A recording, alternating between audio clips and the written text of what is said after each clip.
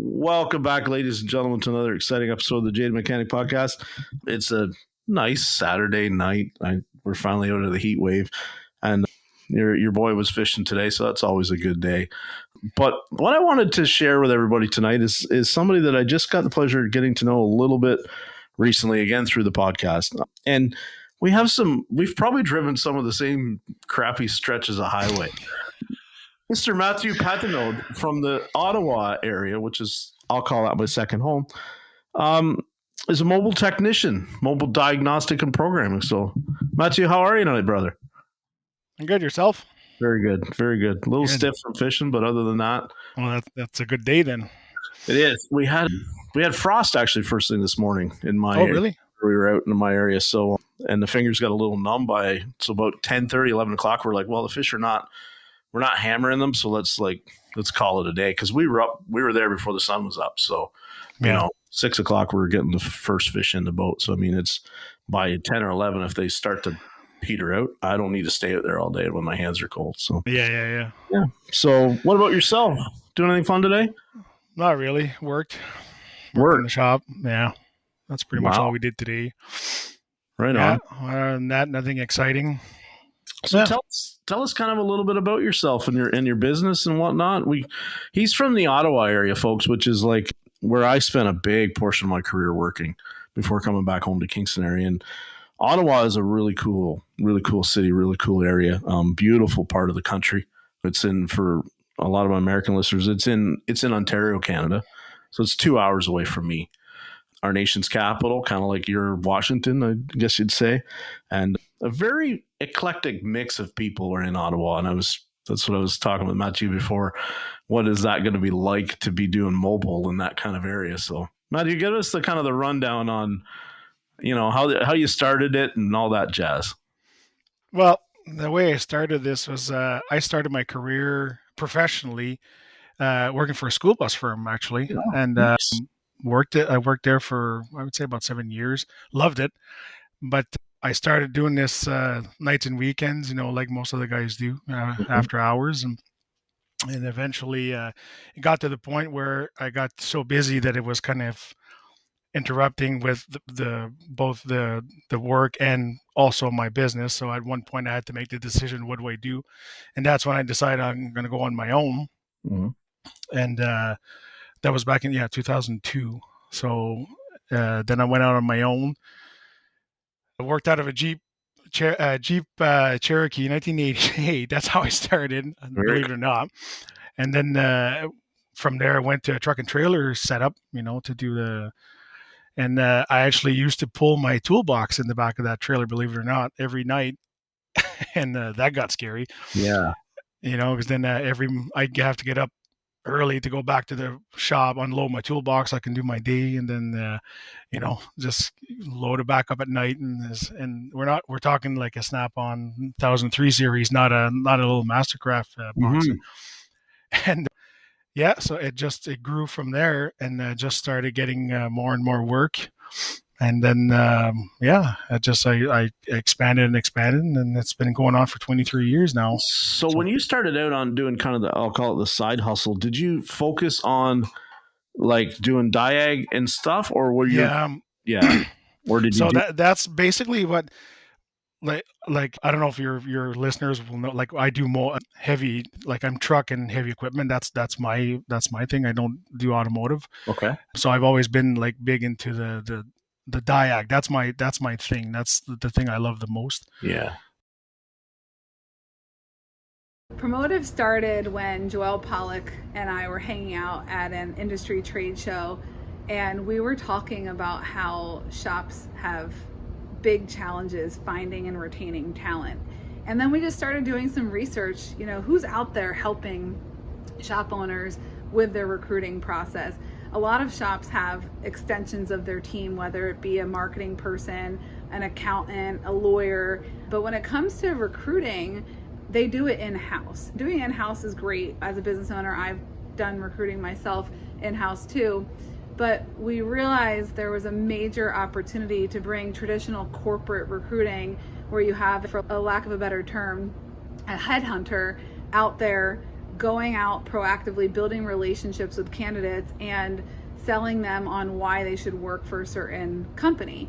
We wanted to take that corporate recruiting model down to the automotive space and provide that infrastructure for them where they have somebody doing everything from start to finish, from designing the job ad to posting it to building the database to having that edification of saying, hey, we're out here vetting the shops or the clients that we work with, and we want to make sure that you find the perfect home, not just going out there and applying to jobs that you don't know how great they are. And when a shop tells you how great they are, it's different than another entity who's out there looking for your best interest to find the exact perfect home that checks all of your boxes. And in the ideal world, we can make this a match.com for technicians and shops, where we have all the technicians' wants, desires, background, and all the shops' wants, desires, and background, and match everybody up together. And we just thought that was kind of cool.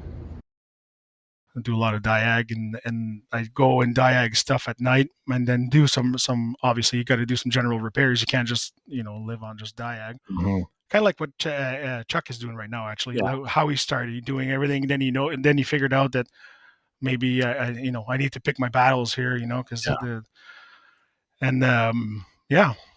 so because what the trucking market could be, right? Like, especially in the big cities, you can get into some real I'll say that challenging modified jobs that like even sound simple when you hear it over the phone, and you get out there and you see how modified it is, or that's it, covered in mud, or how rusted, or yeah, and you can never get a straight answer from the people, right? So it's a no start. Well, does it turn over? Well, what do you mean? Well, does the end? Is it just clicking or just turning? You can't get. And now I'm to the point where sometimes they don't even know what engine's in it, because I need to know sometimes. Like if I get a service call, I need to know, well, what am I bringing preemptively?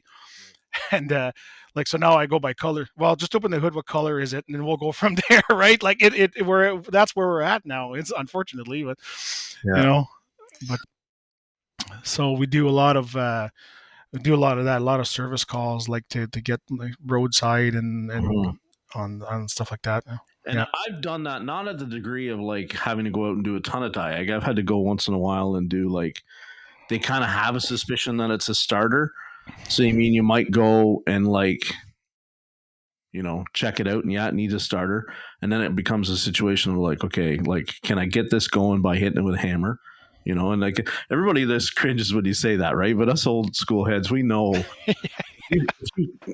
it's not, you can save a lot of diagnostic time. And if you can get it going again, I mean, as long as he never shuts it off again, he can probably get to where he has to be, even if it's, cross the border into the US, right? Like as long as because, nobody makes a truck driver most of the time shut it off when they're fueling, right? Unlike a car. So, yeah, except a lot of fleets now, though, have them shut down the timer. And that's a problem. It is. So, and it's not so bad now because most of the trucks are automatic also. So there's less chances of them like stalling the truck, you know what I mean? So they can, but yeah, like 9 times out of 10, though, it's not a starter. It's usually a broken wire right between the relay and the solenoid on the new 39 MTs and stuff like that. So, but I would go and get lots of them, and it's like, okay, now I got to figure out which truck's center has one in stock, and then go get it, and then bring it back, and start the process of taking it off, and then delivering the core after the fact or whatever. Like that was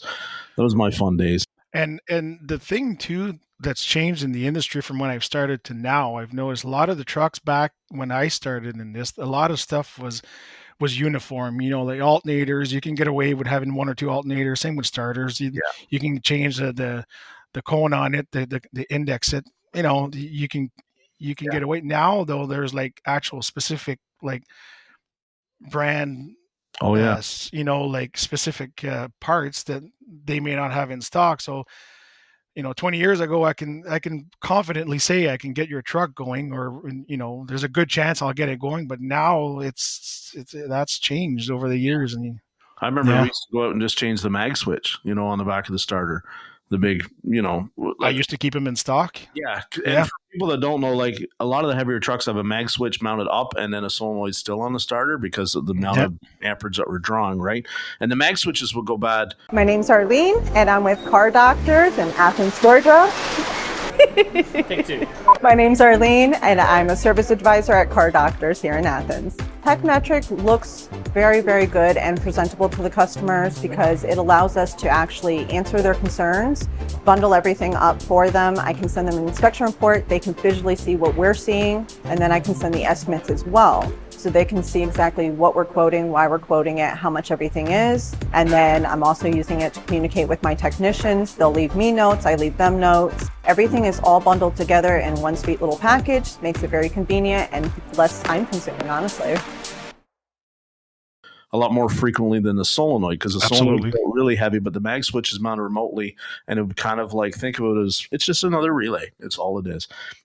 But I've seen instances where we've been able to get it going by putting on a starter that wasn't meant to have a mag switch, but we could use that starter because it would bolt up like Mathieu was talking about and get the truck going again, right? Like it was good.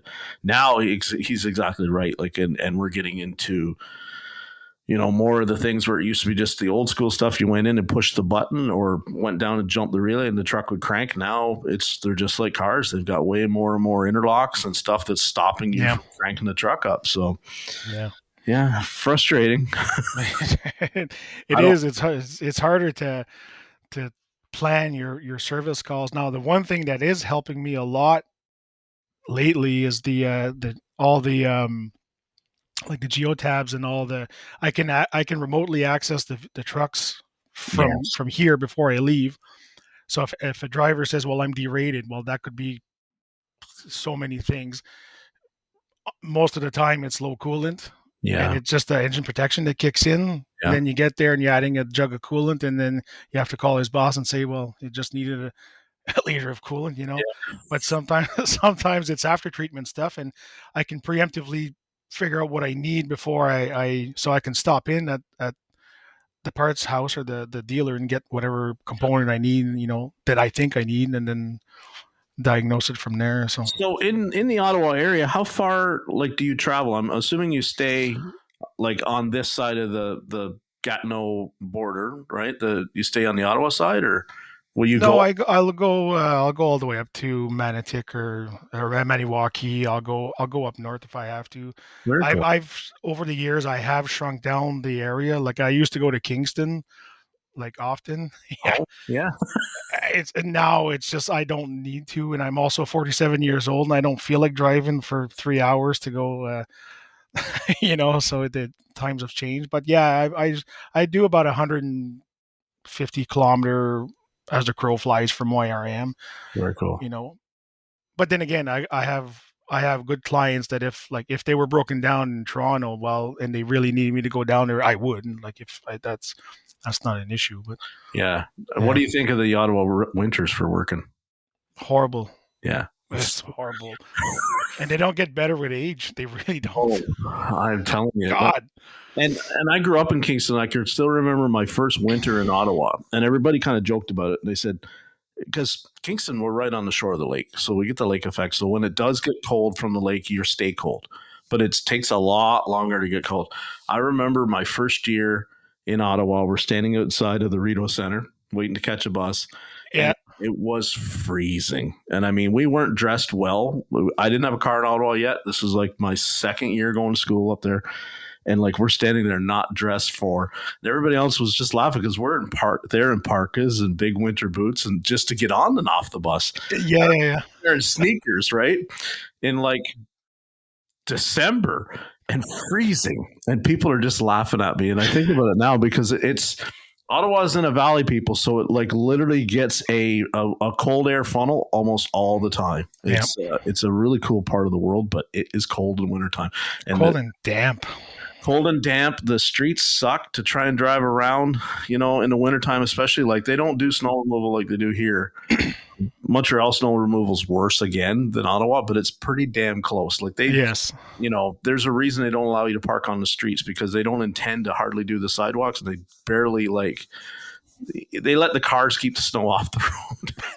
Yeah, that's actually true. Yeah, that's pretty much how they do it. Yeah.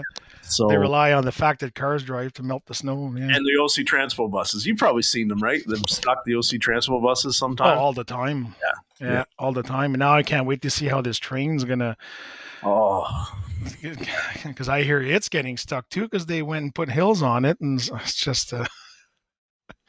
I'm laughing at people because what he's talking about is what he called the O train was supposed to be a 5-year project that took like 15 years to get built in Ottawa. It didn't really go anywhere that anybody was going.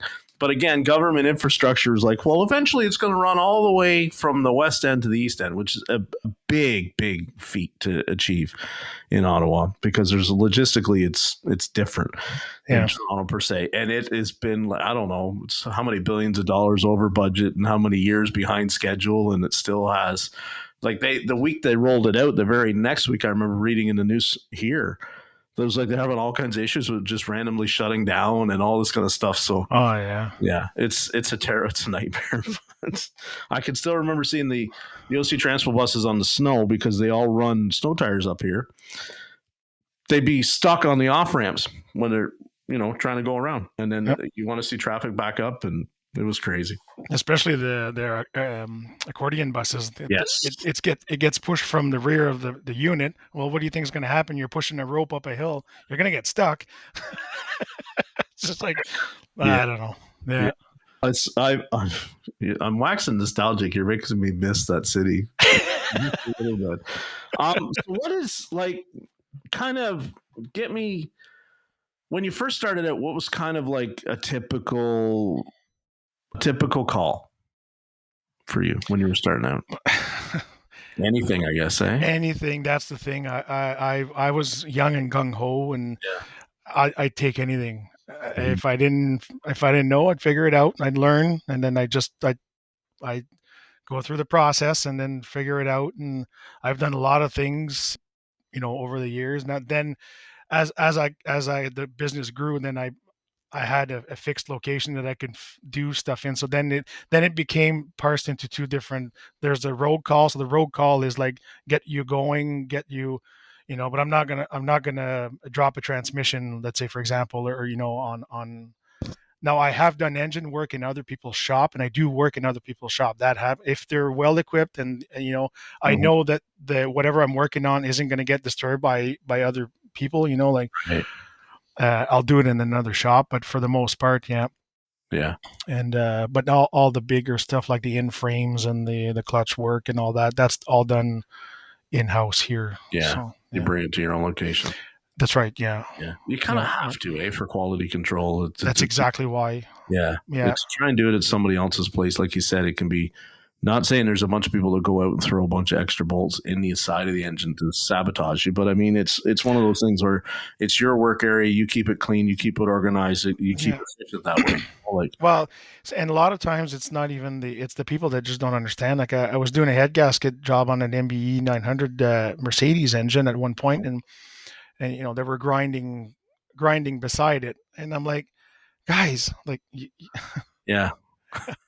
you can't do that. I got an open engine here, and then a lot of customers sometimes they don't understand that. I'm like, they're like, oh well, why can't you do that here? Well, I'm not gonna open your engine outside in your yard, your dusty yard. There has to be some control. I want to have some control over the stuff like that. But I'll do suspension work on site if I have to. Like I've done enough of that. I'll do airbags or drive line, stuff like that. I'll do brakes too. Like if you need any kind of like drums or shoes or whatever, that's not an issue. I used to do a pile of them right in our parking lot when I worked at the truck shop years ago, like right inside in the summertime, especially. It wasn't a bad job out in the summer. In the wintertime, like we didn't even try it. We would drag it into the shop, and it wasn't a big shop. So that was a manipulant, like a kind of challenge to get two trailers. You could fit two trailers side by side, but the door was really only wide enough to bring one in. So you kind of had to bring one in, use a forklift to shove it over, right? Yeah. Get the wheels off, like the duals up against the wall. That was, and then you would get it off. Yeah. And you make do. Like that's the thing about the trucking thing is, and everybody goes, oh, it's so, it's exactly the same. No, it's so different because like every scenario almost to where you're working on adds so many layers of time that nobody's thinking about like the job only pays this. They're thinking about like he's going to be on the job for 2 days. I'm paying him for 2 days plus travel to get there. That's how the mentality works, right? So when we hear about the big prices, that's a lot to do with it. Is like if I'm coming to you, especially like the little obstacles that you're not set up for, and I got to run out and do this, or I got to go and find this tool or make do because you don't have a working whatever. That's all adding to the bill. People just pay it. You know, we can learn a lot in the automotive side from that aspect. You know, I miss it, man. Some days I miss it, and then I think about like beating kingpins out like when I was younger. And I'm like, I don't miss that for a minute. My hand. I am actively looking at a good kingpin press at this point because I did a set there a couple of weeks ago, and I'm like, oh boy, to be swinging sledges at the, like all day long to get those. It's not like down south where they pull the lock pin and then use a little hammer and it comes out. Yeah, that doesn't happen out here, guys. I'm sorry, it does not. I bet you in my career, I've 50% I've cut out with a torch. Oh yeah. On that too, where they just or a lance. Yeah, they do not come out any other stupid way. And no. You and I know that if you've had to put that much heat into that axle end to get that kingpin out, like it's not. I don't like doing that. No. I really don't. But sometimes you gotta apply a little bit of heat and use science to get it out, right? Like, you would do it, and then you'd see it next year. That kingpin was wallered out again. You know what I mean? I just think you change that metallurgy so much that, like, even when you put a new kingpin in the bearings and the customer greases it every day, like they're supposed to, it's still you've wallered it. There's no around it, and you got to look at it and go, "It's an old truck. Like this is maybe what you're going to have to do now. Every couple of years, you're putting a kingpin in it because." That's right. We didn't. You let it go too long the first time, right? So and a lot of guys don't spec their trucks correctly. Also, that's another problem. A huge problem, right? It's a huge problem. I mean, you got a 12,000-pound front end, carrying them at max capacity every day, all day. What did you expect? You're going to go through kingpins, right? Like or liquid load is a whole other thing that, like, when I talk to automotive techs and you start talking about like liquid load, that's a completely different. The way it breaks stuff is so different. You know what I mean? Because every time you hit the brakes, you're completely shifting a whole lot more weight. Oh yeah. Than just a static load. And people are like, oh, I never thought about that. Like liquid loads would burn the front brakes off constantly. And they're like, I don't understand this. Like my driver's, and it's like, it's the driver's problem. Oh, yeah. He's braking too hard, too late. Like, too late. Yeah. And I had a service call once like that on a little single axle with air ride, and the service call was it was riding rough, and he thought the suspension wasn't airing up. And I get there, and I'm looking at the tires. I'm like, those seem pretty bulged for, And then I look at the airbags. Oh no, there is air in your airbags. And open the door, and he was hauling cream for ice cream from front to back, and that is heavy. Like that is heavy. And I'm like, yeah, you're gonna have to unload this too if you like. There's nothing I can do here. There's So. Oh, I tell the story all the time. I used to years ago. We had a contract with Kimco Steel in Kingston, which you probably are aware of Kimco Steel. Yeah. And we would go down to grease the trailers on a Friday night. That was our routine. And they would all park in the yard, and some of them would be loaded with a load of steel. And you get down there to grease it, and you'd see that the wheel seal was leaking. Okay, no big deal. There's a wheel seal in the truck and all that stuff. We would start doing it. Well, I don't know how many trailers I started to jack up, and that steel load would shift, and you'd start to see the pump jack start to like sink into the mud. It was a dirt parking lot.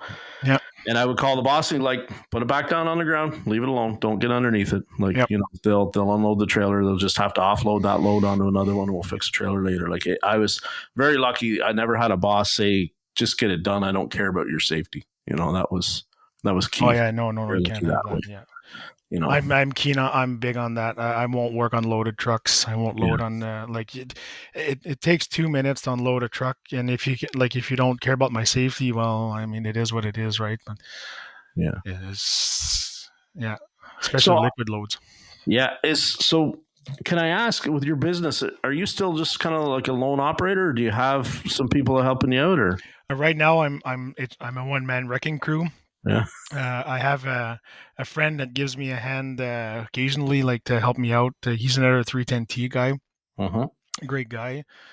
But we're in the midst of right now expanding, so we are looking at a fixed location, and we are going to be looking for some techs soon enough.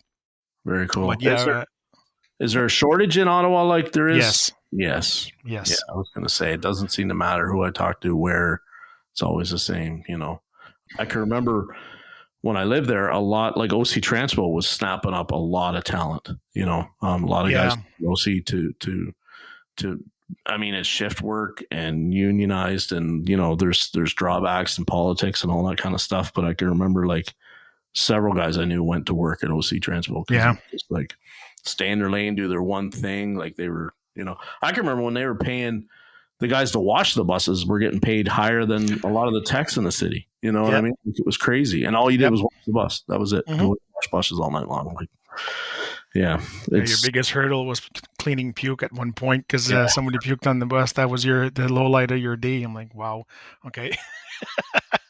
It's not like, getting under a garbage truck or, all that kind of fun stuff that I've done in my past too. So do you work? They must. Hey? You work on garbage trucks? No. And it's not because I haven't been approached to do so. It just, it's they. No, I don't do garbage trucks. I'm pretty. Right now, I have a good clients, a good set of clients that I tend to, and so no. But I could just imagine. Can you imagine working on? Now, that being said, though, I did have the contract at a local municipality, and I did have to take care of the equipment at the landfill. That was not fun. Yeah. Oh my God. Yeah, that sucks. The summer. I'll say this about garbage trucks. You'd rather work on them in the wintertime than the summer. Yes. They don't smell as bad. Yeah. I remember this one call I got. They ran over a mattress, and the mattress wrapped around the dryer shaft of the loader and ripped all the hydraulic lines. And it was stuck where it was stuck. And it was like 30 degrees that day, and just brutally hot. And I was like doing all I could just to hold my lunch to be able to finish the friggin' job and get this thing back and running, eh? Yeah. I've found on Mathieu though that the customers sometimes in the trucking side of things are a lot more appreciative. You know what I mean? Like that's true. Yes. Really get because I've talked about it before. That's how they make their money, right? That's right. Yeah. Get it back to them working. They're so happy. Like, I mean, sometimes they get the bill like at the end of the month and they're like, frig, I didn't. Yeah, but that truck probably produced 4 times whatever that bill was. So at the end of the day, yeah. So what?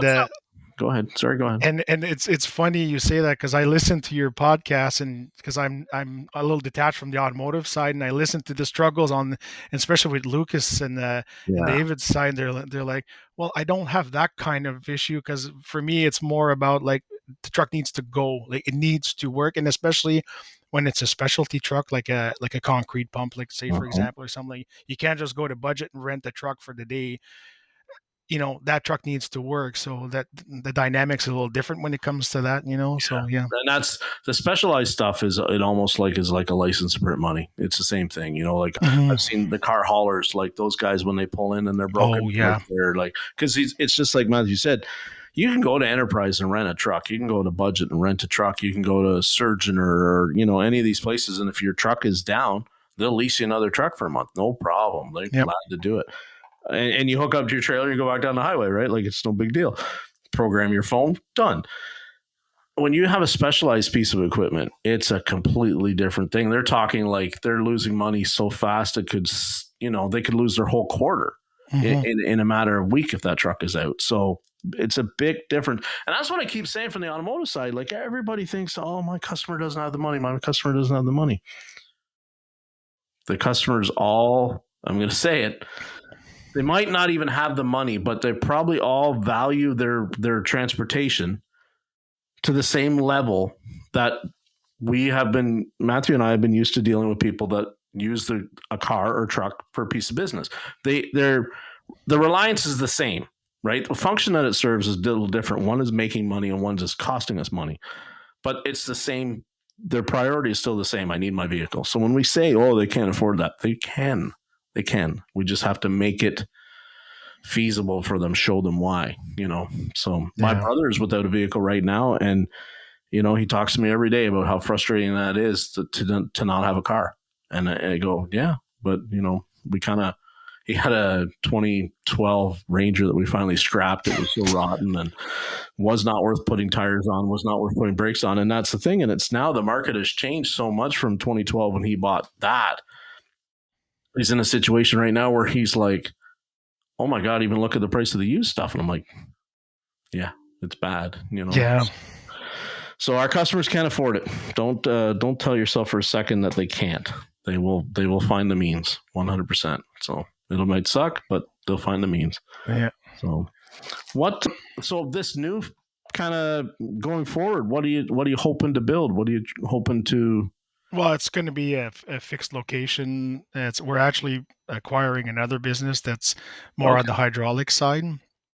Okay. Going to be, because we also do hydraulics right now, so we would be adding that business with our business and merging those two together. So I'm hoping it's going to do something pretty good. Eventually grow it to.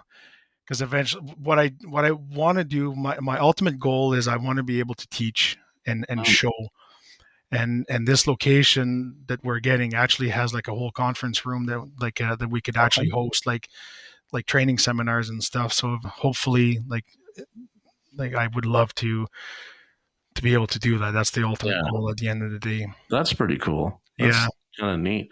Well, whereabouts in the area? Can I ask? It's going to be more east towards Hawkesbury area. Okay. Yeah. I was in Orleans forever. Like I said, we were talking once. You bought a truck from the dealer that I used to work at way back when. Well, it is the truck I'm still using to this day. I bought that Ram in 2008, and it is my flagship vehicle. Yeah. See, people rip it on me that like Dodge doesn't build a good product, and it's like, I don't know, 2008, you're still driving it. So my first one was an 03 Dakota. Yeah. That was pulling a trailer, and it's to this day still operational. I sold it to a friend of mine that uses it to plow his yard. So she's a good unit. Yeah. See? You guys know, I keep saying, oh no, they're terrible, but they just need maintenance like anything else, But but they're serviceable. That's the thing I like about the Mopar products is they're serviceable. Like there's not really any job that on any of them. Like we own like 3 of them, and we've, I can't think of anything that I'm like dreading doing. You know what I mean? Like.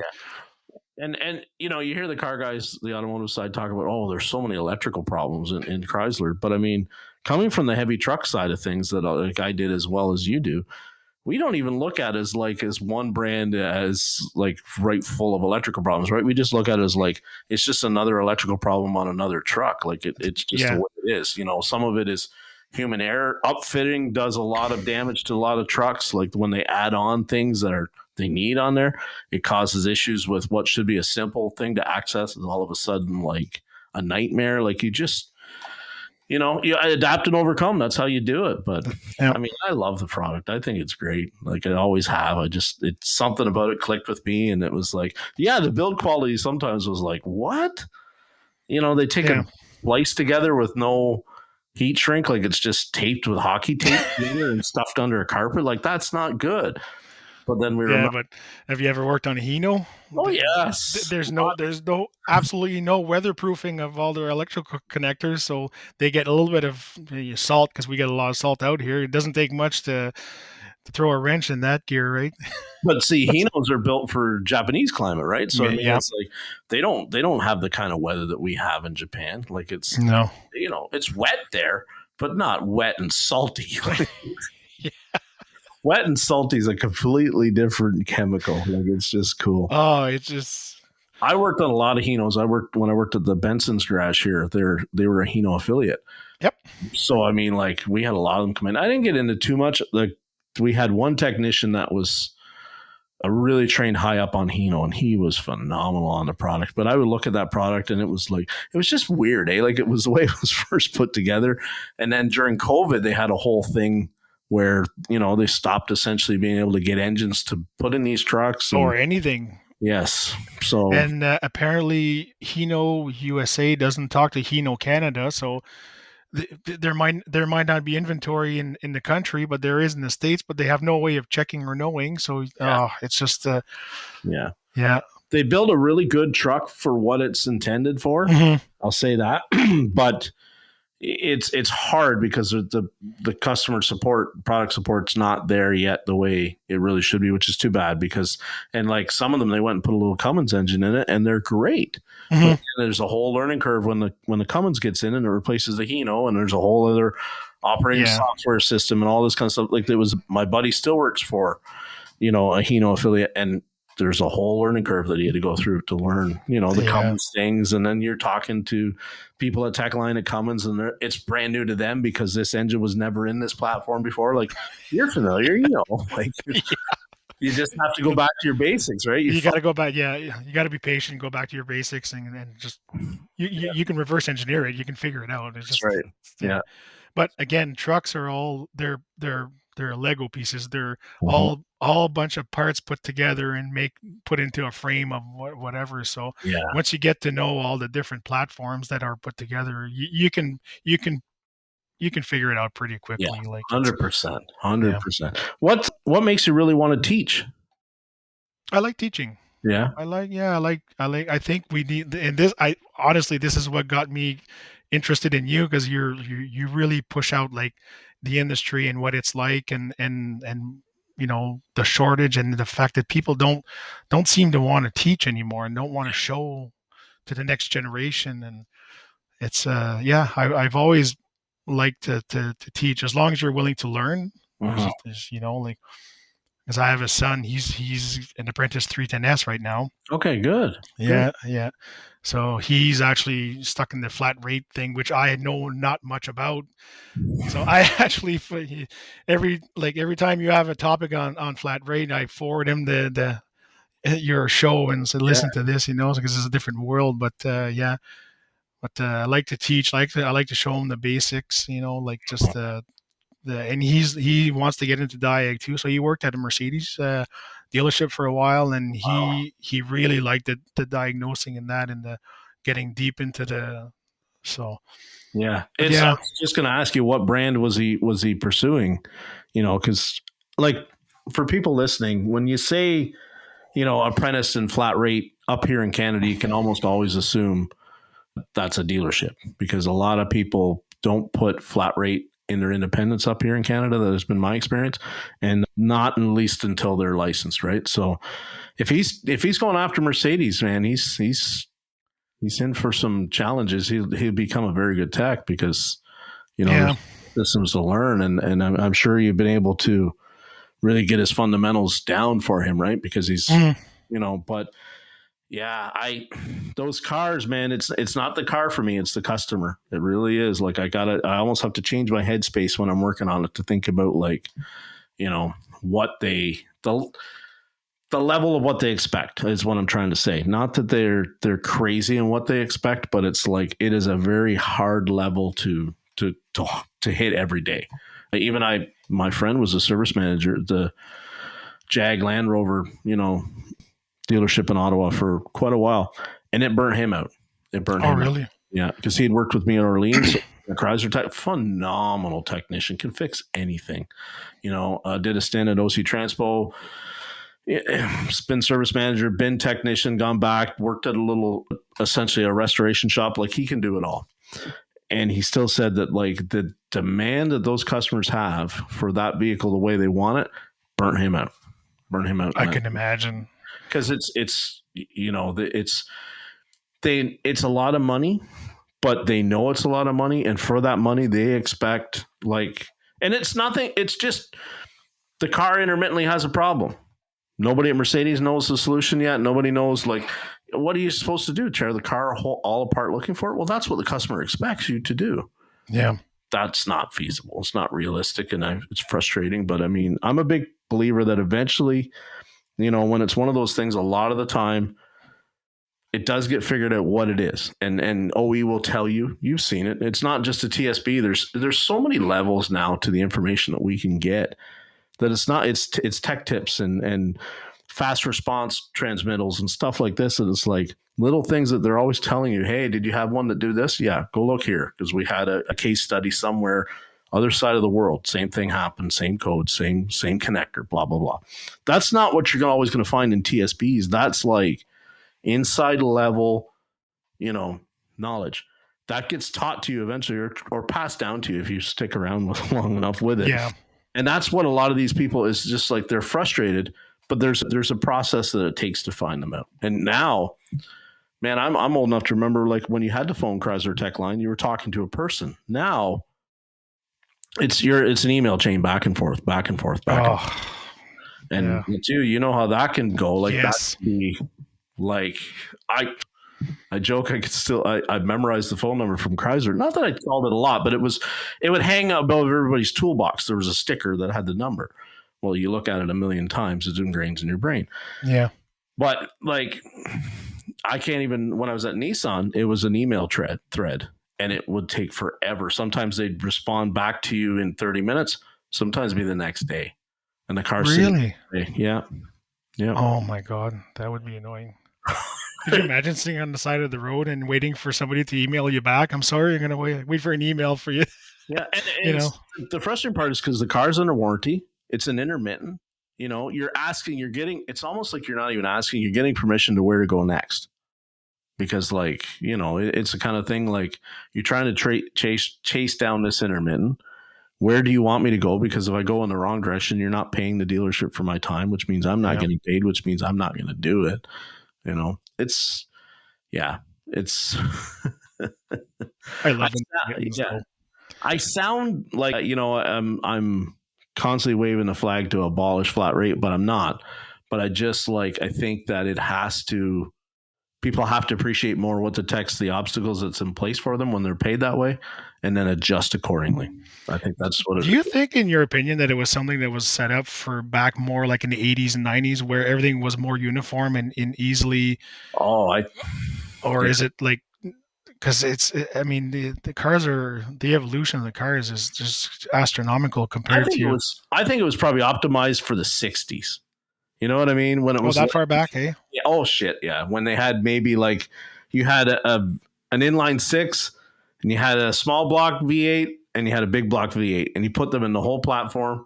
It either had a 2-barrel carburetor that was this part number, or a 4-barrel carburetor, yeah, and a distributor that was shared to each, and you just fix the car all day long. Like, people go, well, how did you diagnose the car? Well, there was 10.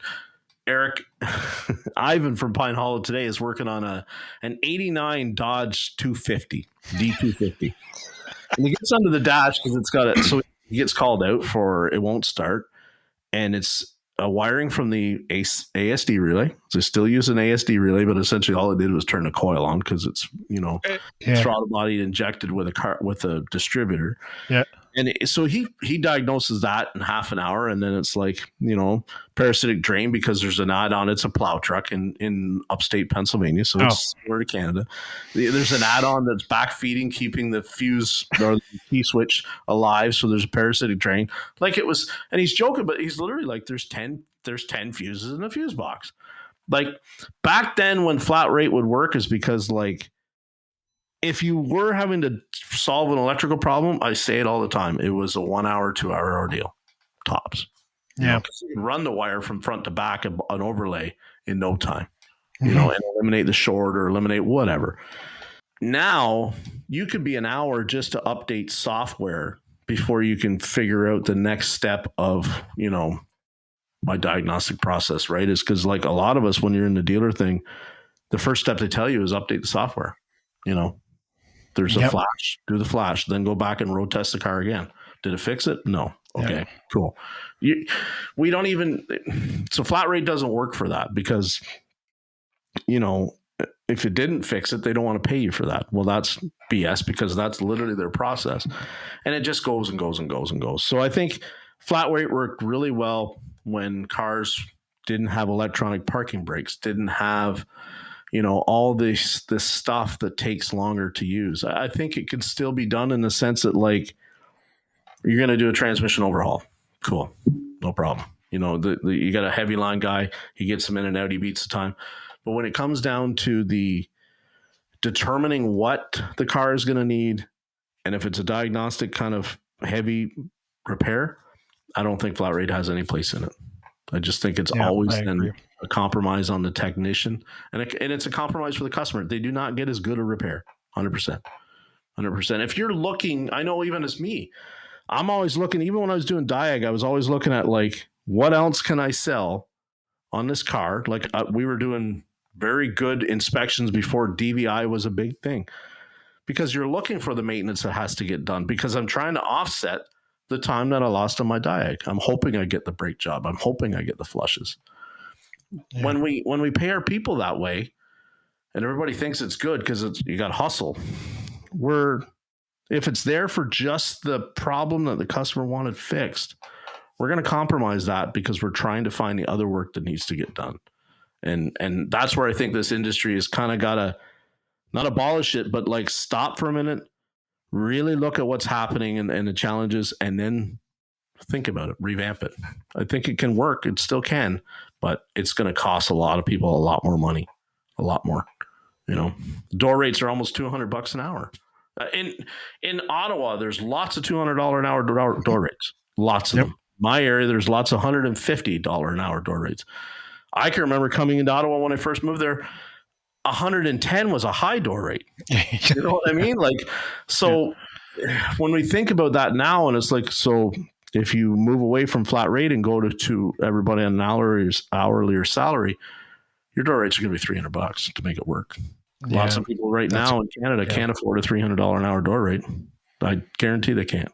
So something's going to give way though, and it's going to be the jobs are not going to get done correctly, and we're already seeing it now. I see it in my industry, anyways. And you know, not to get political, but I mean, I've had several people reach out to me, Mathieu, and about a lot of the young people coming into the trade in Canada are from other countries. They're international students that are coming in and that kind of stuff. Mm-hmm. And they have the work attitude, but they're so like, English is not their first language. Yeah, there's a barrier. It's not their first language. Mm-hmm. Like the way they fix trucks in foreign countries is very different than how the trucks have to be fixed in Canada. Like there is a huge learning. And I find that like I think people in the apprenticeships in Canada think that the immigration thing is going to fix the problem, and it won't. Not for a while yet. You know, there's too much language barrier. There's too much culture barrier. Like it's a very different thing. You know, well, if you can't read a service information correctly and follow the steps and procedures, you know, like, and it's a detriment also to the apprentice, right? Because he's also not learning correctly. Like it's a lose-lose on that one, yeah. I was always amazed, Mathieu, about like so many technicians that I worked with, French was their first language, right? Being that a lot of them came from, like I worked with guys that would drive over from Gatineau to work in Orleans. I worked with guys that would drive over from Gatineau to work in downtown Ottawa. Oh, yeah. And it amazed me that like you knew their English wasn't very great, but they could read it well enough to get through the service. Oh, yeah.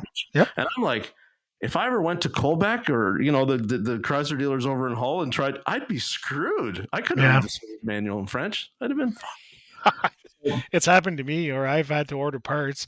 I'm Francophone, and I'll order parts in Quebec, and I'm like, what is this part in French again? And it's like, now, how is that? Because I can remember sometimes, I joke all the time, but in Orleans, literally it was like one side of the shop was Francais, and the other side was English, right? And everybody got along, but it was very different. Like if you walked across the shop to also, hey, what are you doing here? You know, it was that way. Like it was all fun and games, but like, you know, is it and still probably more animated on the French side too, I would assume, eh? Oh yeah, like I had. God bless him. I had a guy, I used to just joke with him all the time, and it just used to drive him nuts. But I mean, Gilles Otis was his name, and he was our transmission guy. And he's 60. God, what did they say? He's 68, and he's still working at Orleans Dodge. And I just saw a picture of him the other day. He looks good for 68. He had a heart attack last year. You know, he missed a few months, like he was off recovering, but he came back. Like he loves the job, and he's not doing so much heavy transmission now. He's doing a lot more diag, But I used to joke with him because we were always, again, pushing to make the most hours. And my bay was across from him. And so every time I would get a fuel system cleaning service and I would dump the can in the machine, I would throw the can across the shop at his bay. So he knew I was doing another one. When he went away on holidays, I kept all the cans and I put them on his bench and on top of his toolbox. So when he come back after a week, like he had to open the lid and, Yeah. man, say, and it was just like, yeah, I miss those guys. It was good times. So we all got along, like even for all the differences, and it's a very divided country right now. We all got along, and I think that was just part of it. Was like you had to rely on your friends, you had to rely on your coworkers, like you had to. And I think that's something that needs to be taught a lot more too, eh? Yeah, how to get along with people. Yes, and I think the flat rate thing is makes that difficult, to sometimes learn how to really make the team strong, if you know what I mean. Yeah. Well, yeah, because there's no incentive for people to help each other. They're too focused on getting their hours and their jobs done. Yeah. Like, and they talk all the time, one bad apple, right, ruins the whole thing, but it really does. And it's not a situation. A lot of that stuff sometimes sorts itself out, but I've also seen like shops where the bad apple becomes very protected because they look at what the bad apple produces and they go, I can't see the shop operating without that. Mm-hmm. And then you're in a very problematic, because if they see that becomes a norm, how he or she acts as a technician, that becomes the allowed level. Yeah. And it's not always good. So yeah, I have seen that. Yes. Yeah. What's the young people that you have coming in? What do you see the weaknesses like when you see other technicians? Where do you see their weaknesses? Just learning. Just take the time to read and learn. There's a lot of problems that I've noticed that I've like taken over to solve. That was like an example. I got one recently. I had a truck towed out of a dealer that came to my shop because they claimed they couldn't figure it out. I don't know what the story was, but long story short, all it needed was to do a forced regen to complete the repair. I'm like, well, it's right there in the service information. It's the last line. Like if they would have read that last line, they would have seen, then do a forced regen, and then it brings everything inactive, and then you can clear the code, road test it to make sure it's good. And road test, guys, come on, guys, road test. Yeah. Like you guys have to road test. That's something that I like. I don't know. I guess it's because of this flat rate thing. They don't want to road test and confirm the repair, but you have to make sure that your repair is correct and that you can, but that's just one of the, just pay attention and they come in and I find that I know it all attitude, but they don't want to learn. Yeah. Like, and it's, I know. The road testing is very, like, I didn't really, from when I left the dealership and started going to the independent side, I learned that it was much more important to do a better road test after the fact than I had been. Like, it wasn't like I had cars coming back because of it, but I mean, like, when you actually look at how you're supposed to set in a set of brakes, bed them in, that's a process in itself. Mm-hmm. No dealership guy is doing it at all. They're not. And so do you have to make, like, I forget what they used to want us to do was like 30 stops at 30 miles an hour with like, 5 seconds in between stops. So you do the math on that. You're out there for an hour. Nobody needs to necessarily do that. But you can't just drive it out of your bay and park it in a parking lot and send it home with the customer without never driving it to bed them in. I'm not talking like if you have a clip rattling or scraping or loose bolts, it's going to come up. I'm talking about like you haven't even got those brakes hot and glazed in yet, and you're expecting the customer to do that. I remember I had lots of customers come in, not my customers, but other, and it was like, when I first drove it home, the brakes felt terrible for the first. Yeah, they were brand new, shiny, fingerprints all over them. Like it takes a while to get them off. Yeah, I found that I learned to do a better quality check and road test because no company is going to send out a driver. Like this is the other thing that in Matthew's line of work, they're not going to send a driver over to go and drive this truck. because like you're telling him it's finished. The driver comes and picks it up. He leaves, puts a load on it. He gets out an hour out of town. The truck's broken again. Doing the exact same thing, derated or whatever. Guess what? If you'd have been done doing your road test, you could have saved that phone call and that customers, because now we're into a lot of time because we've paid that driver for a shift and he spent half the shift sitting in the truck waiting to get towed back. And the product didn't get delivered, and it becomes a whole thing, right? That's the other thing. Yeah, I didn't even think about that. You got sometimes perishable load on. That's right. It's like, how do we get that off? And somewhere, like, we're talking thousands of dollars. Like comebacks in Matthew's side of the game are not hundreds of dollars. There's thousands of dollars that people are like losing. So it's a big deal. I found with the young people like that I work for now, it's not that they don't seem like they don't want to learn. I just find that it's like you can overwhelm them really fast. Yes. The thing that they have to know, it's crazy. Like it was a lot when I was coming up, and it's even more. But I think they need to do it in small increments instead of like looking at like learn one thing, one task. If you want to do diag, learn diag. And you mentioned something in your podcast once where it becomes an intuition as techs. Like you just know, you have a feeling. You'll get those intuitions up, and then once you get good at that, but I think it's they want to do everything. They want to learn everything, and it takes time. That's another thing too. Like you won't become an A tech in 5-6 years. It could take a longer than that, depending on what you do, right? Like I'm sure you and I have our 10,000 hours in like in like in no time.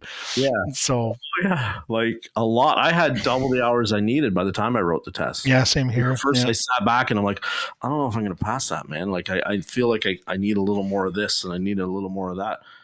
All it did at the end was cost me money, because like in the dealership world, licensed techs were at this. Yes. Third year or final year, we're at that. Until you didn't level up in pay until you wrote the damn test. Yeah. And I was like, that's so stupid, because at the end of the day, in the dealership world, that I see yours is hanging on the back wall. Your license is hanging on your wall. I have it on my tattoo on my arm. Yeah, so there you go. All you need that for in a dealership is to be able to sign the safety on the car. There's only one guy in a lot of dealerships doing used cars. He's the only one signing safety. So it didn't mean a fucking thing, right? I was fixing guys that had 20 years longer on the product than me. I was doing their comebacks. I was doing their diag for them because they couldn't get it. I didn't need that CFQ for that. Yeah. I couldn't get paid what he was getting paid until I got it. That's the rub I have with this. And everybody, my good friends talk all the time in the group. You've probably seen this too. A lot of guys right now, there's a mystique about doing drivability. I want to be a drivability tech. Okay. Right? And a lot of it, what I find is, Matthew, is like some can. I believe everybody can learn to do it. But what the really high functioning people that I know that do it, like there's something about them that makes them better at it. Yes. An intuition or something like that. Yeah. Too many times, I think, in the industry, we're steering these people into roles that they're not necessarily because they have to learn it. You know what I mean? It's like they're forced to learn it. Yep. I don't necessarily believe that's right from the apprenticeship line. I think we have to take the trade and break it down a little more, where it's like, do you ever want to work on air conditioning? Nope. Okay. Then I'm not going to make you sit through months and months and months and months and months at the classroom level. Yep. Yeah. Of learning an air conditioning. Here, it can be a supplement, maybe. You go back and take it. But here's what I want you to know. I want you to really learn, the basics of fundamentals electrical, and so that you can go out, because everything is going to operate on electricity pretty soon. Edison's building trucks that are, hybrids. Like, that's going to be the thing. How many trucks do you go out and look and the AC still doesn't work? It's old enough that they don't care. Yeah. Right. So all that time that maybe that technician spent learning how to do air conditioning, and then he gets himself into a business where, the priority is making the truck work, not have cold air. Yeah. All of that time spent or that money spent is, and they're struggling somewhere else. It could have been directed at that. That's what I'm trying to say. So when we keep pushing all these texts to be like, I wrote them to be all diagnostic texts, you're pushing a lot of them out of the industry because like they get to it and they're handed a ticket and they have no process yet on how to even approach this. The process is the thing. Yeah. And then the senior technician maybe is not very helpful, doesn't want to teach them, or, like go over here and it's always this connector underneath this seat. There was no process taught there. You just gave them the answer. So that's funny you say that, because I get that a lot. I get phone calls from people looking for advice, and other techs, and which I love doing, by the way. But they're looking for the answer. They're looking for me to tell them, go look at that connector, and it's probably. And so my approach, what I'm trying to do is like, well, let's walk it back and just try and come up to how we can figure this out, like using the process, so that I can get him to think, or her to think about where we're going with this, instead of just giving them the answer. But I find a lot of people now just want the answer. They'll go on you, because I'm sure you hear it too. A lot of people go on YouTube, and but there's a lot of misleading information on YouTube. It could be like, it's so you gotta kind of figure it out, have a knack for it. And not only that, like if I was ever stuck where it was like I was asking somebody for like a tip or a bullet, it was because I didn't have access to the service information, especially the truck side, because like I don't know how much you subscribe to so many different information systems for the different, Cummins, Navistar, Volvo, Wabco for the brake systems, all that kind of stuff. Like people that aren't familiar with the trucking industry, like you're not so much going in and punching a VIN in and going, okay, this is everything how that truck was built. You're punching a VIN in and you're getting a very basic of this is the basic that was in the truck. All these other systems have been added on, and you have to know the suffixes of those systems. That's right. And then you're interrogating that system independently of the truck, and then trying to figure out how it's talking to the truck. Like So when people in the trucking side are going, I have this truck and I have no idea where to go, it's because they don't have access maybe to Wabco. They have access to Cummins, but they don't have access to the brake side of the truck. That's right. Yeah. Right. So they're getting these codes, but it was like, what does it mean? The regen stuff was terrible. We had I'm trying to think of what the scan tool was. It was a laptop based, like a J something. J Pro or Gel Test. J Pro. And it was so out of date. And like you didn't get half the codes that were in the truck. You couldn't force it to do anything. You had no bilateral controls.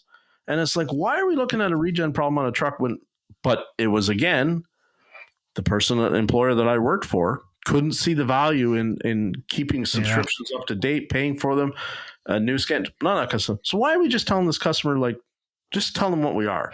We're a front end shop. We're not going to look at your, regen problem. But they wouldn't do that. Yeah, because any after treatment issue is expensive. Like there's no cheap unless it's a wiring or a leaking def line or something simple, which is never really is. Yes. Any call you make, you got to be pretty sure of your shot, because everything's expensive. Like if you got to call a one box on a DD15, you're looking at $20,000 up here. Like you better be sure of your diag in that case, like. So I only use dealer level stuff because the aftermarket stuff. Terrible. In the trucks because of like what you said, right? Like it seems like because there's Cummins, there's Wabco, there's Eaton, and everything talks to each other on the CAN bus system, right? So.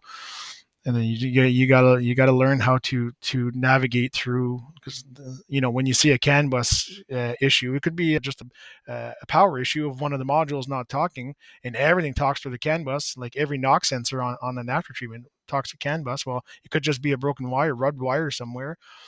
You know what I mean? Like, but yeah, I've been had like so I have snap on the edge and the truck because it's just their hardware is pretty solid. Like they can live through the cold. But I will pull codes up on let's say the snap on platform and then plug it into Insight and look at this. There's 4 more codes that the snap on didn't show me. Right. So and that's the huge thing, because it's those 4 codes which are I don't want to say the smoking gun. But those 4 codes that you couldn't get from the J Pro, like I can remember, it would go next door to the dealer over there that had, you know, Zoe, and they'd spit back 3 more codes to you, and you're like, that right there, that's exactly what I needed to know. That makes sense. Yeah. Yeah. All of a sudden, it's like, yeah, okay, I need a dozer. No big deal, right? Like it's right, but it's not. Or it's saying, hey, thermostat rationale, you're getting that from the Cummins side that you didn't.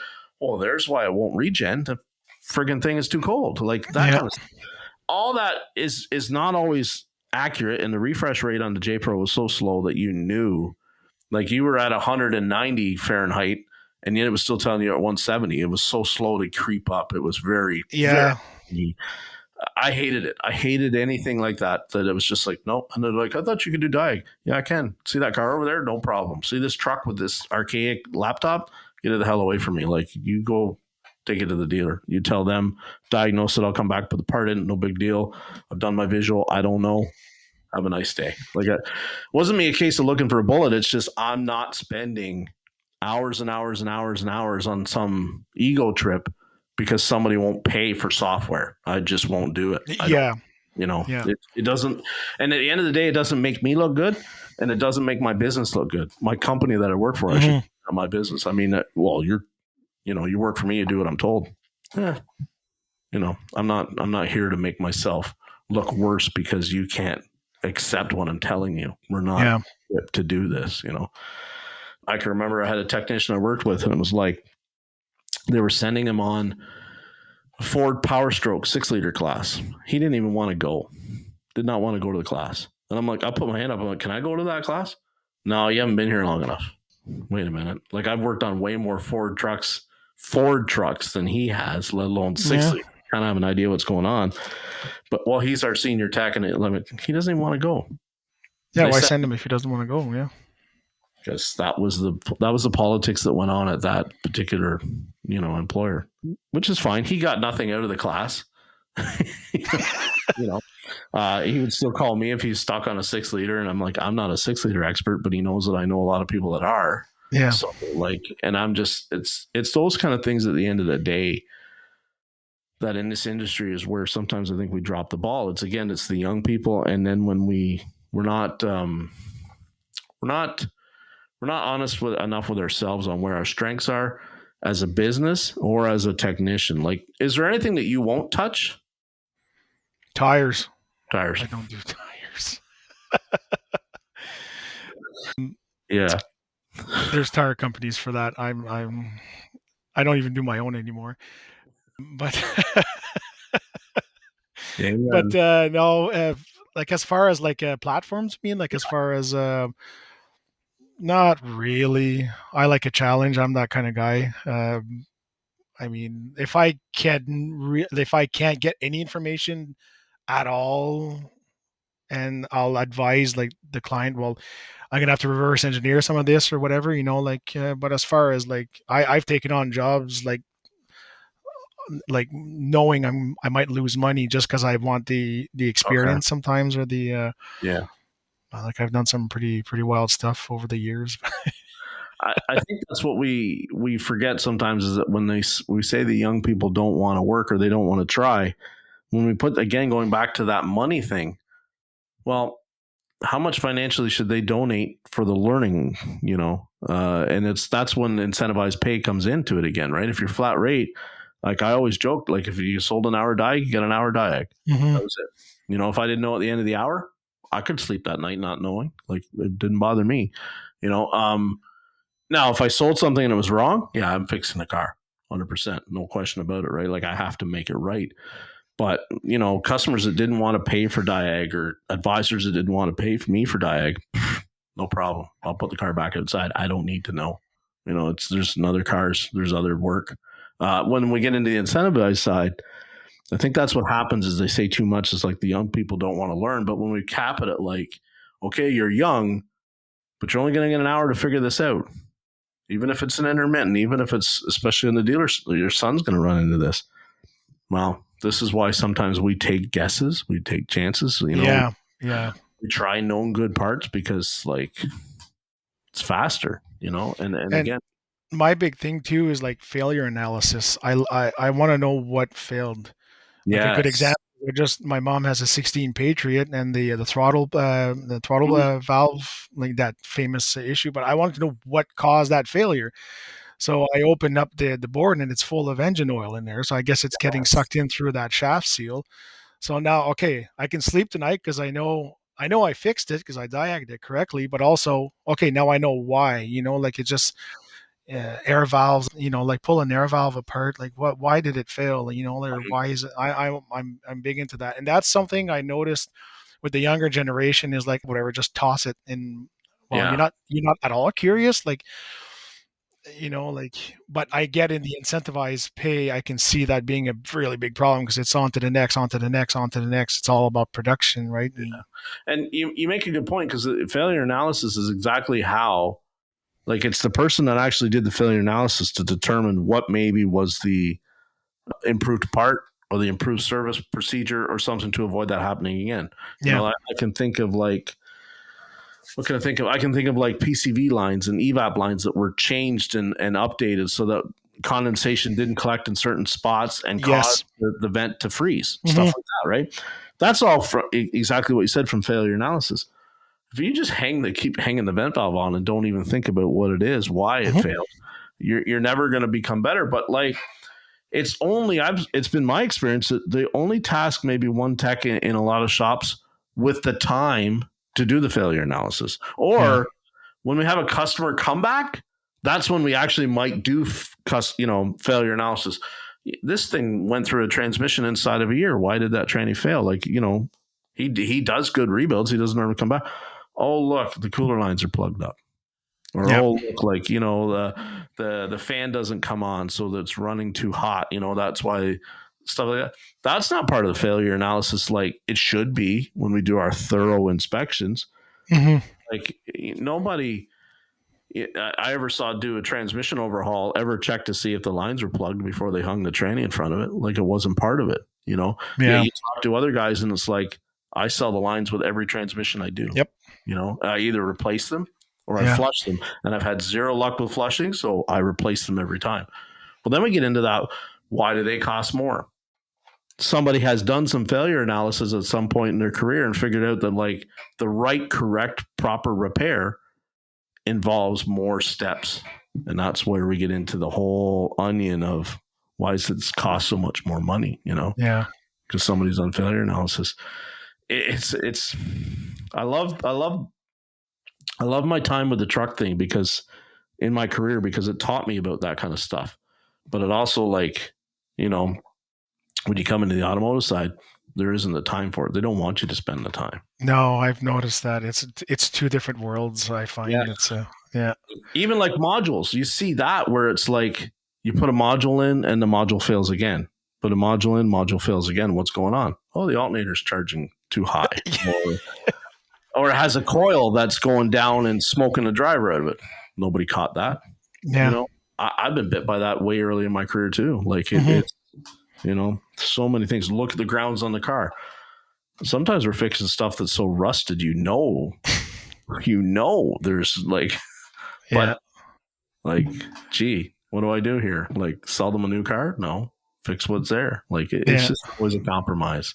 That's another thing with trucks too. Like you can sell them in another car, but a $330,000 triaxle is a little bit harder to sell. Like so. a $60,000 engine doesn't seem like such a big lump when it's a $330,000 truck. Yeah. You know what I mean? Like, and we're people that are listening from the automotive side, they're like, what? But like, we just got talking in a group chat. In a couple of years up here, especially in Canada already, most, like, if you want to buy, an F-250 with a Power Stroke, it's a $100,000 truck. You know what I mean? Oh, You yeah. want to buy a Cummins Bighorn, it's a $100,000 truck. Like, you're buying what people used to pay for homes now, they're paying for trucks. For trucks, yeah. Yeah, when we think about, like, I can't charge $200 for an oil change on that truck, or I can't charge $3,000 for a brake job. You most certainly can. It's a $100,000 truck. You mean I can't charge $4,000 to put brakes on it? Of course I can. Yeah.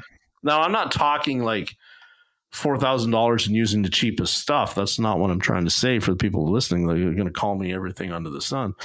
I'm talking about using like OE parts, OE procedure, all the time to do it properly, complete calipers, flush the fluid, all that kinds of. If you think on a $1,000 truck, $100,000 truck, you can't get $4,000, you're nuts. You're thinking too small, is what I'm trying to say. It's my friend Cecil Buller says it's stinking thinking. Stop thinking like that. Yeah. Just do the math. It's 4%. Like it's easy.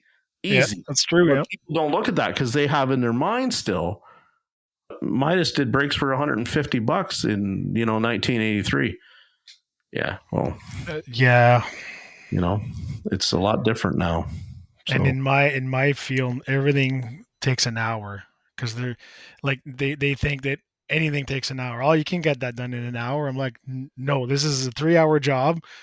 It's all because they don't want to have to reconfigure the routes. And then I get it, like they're pressed, like, okay, I'm like, instead of spending time pushing me to get the job done quicker, how about I will fix your truck, it's going to get done correctly in about 2 to 3 hours, and while you reconfigure runs to work around this. Like, I didn't break your truck, it broke itself. So you know what I mean, like it's another problem. Again, when it's been giving you warnings and you keep using it, the truck driver's been hitting regen, the whole time. And yes, the latest one I've been getting a lot is the regen inhibit. So it stops it, and they leave them. And their excuse is, I got to get the truck unloaded. I don't have time to wait for a regen. Well, now you're stuck on the side of the road because the truck's completely derated. Now you and I are both sitting here for an hour while this thing does the first regen. So how did you save time exactly? Yeah, you didn't. And so where does that come from? Some of that, Matthew, where it's like, is it the way they're paying the drivers? Yeah. See, big problem. It's pretty a lot. A lot of them, I think, are paid per the run. Yeah. So they want to get back home as soon as they can. Yeah. I think that's pretty much a lot of it, because there's no excuse for it. Because if they'd be paid for the hour, that too, and the ELDs changed the game a lot, because now they're all electronically logged. So they're very strict on, and some companies, as soon as they hit their hours, that's it, the truck stops. Like it will live. If you're stuck on the 401, that's where you're pulling over. Then they have to send another driver that's got fresh hours to bring the truck back to the yard or whatever, right? So they're pushed and pushed and pushed, right? So yeah, and we know the old school guys used to just sleep in the truck then, and while they waited for the truck to be built or fixed. I worked on so many trucks where the driver was asleep in the cab, while I worked on it, and everybody's like, "Well, how could he sleep?" Man, when they were tired, they could sleep. They'll sleep, yeah. If that got no problem. Like, they put their earplugs in or whatever, and they would go to sleep. Now it doesn't matter. Like, he could catch 3 hours of sleep while he's waiting for you to show up on a service call. That the ALD doesn't allow that. He has to be pulled from the truck and go. So there's pluses and minuses to it both. The thing with the trucking side is, like, there's always especially if it's a good driver, there's warning signs coming up that this thing needs work, right? Like, and it's not like cars that we see driving around that you hear the brakes, and they're driving around and they hear them too, but they're like, well, next week I get paid and that's when I'm fixing my brakes. The truck thing is like, there's been warning lights coming on and they know that it's got to come in, and it was supposed to have a valve adjustment 20,000 kilometers ago, and that wasn't done, and all this kind of stuff, and it's 10,000 overdue for its service. I'm trying to get it in all at once. That they keep using that truck until it will not work, and then they get all that stuff done at once, and then they complain about how long it's taken and what it costs. Dude, you knew it was going to break down. It was telling you. It's giving you all the. That's what I respect a lot more of the managers that I had in the truck stations, because they were just very point blank. You knew it was going to happen. Your driver was telling you about it. We would see the daily inspections on some of the fleets that we had, and it was written up. Derated 3 times today. Yeah. They just put it in service tomorrow. Like, and then they go, I can't believe it's broken. It's in his logbook saying, it isn't right. You didn't want to fix it. So but again, we're talking about businesses where it's all part of their operating budget. And, people forget sometimes the fleets, like the last fleet run that I had, if we pulled a bus on him or it didn't get done in time, it wasn't a big deal. He had another bus in the yard. Yeah, we don't have spares anymore. That's something you don't see anymore. Yeah.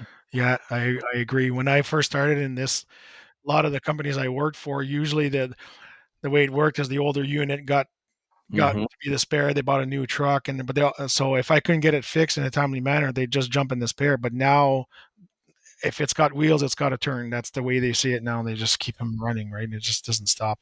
How much of your day to day you're dealing with like fleet managers?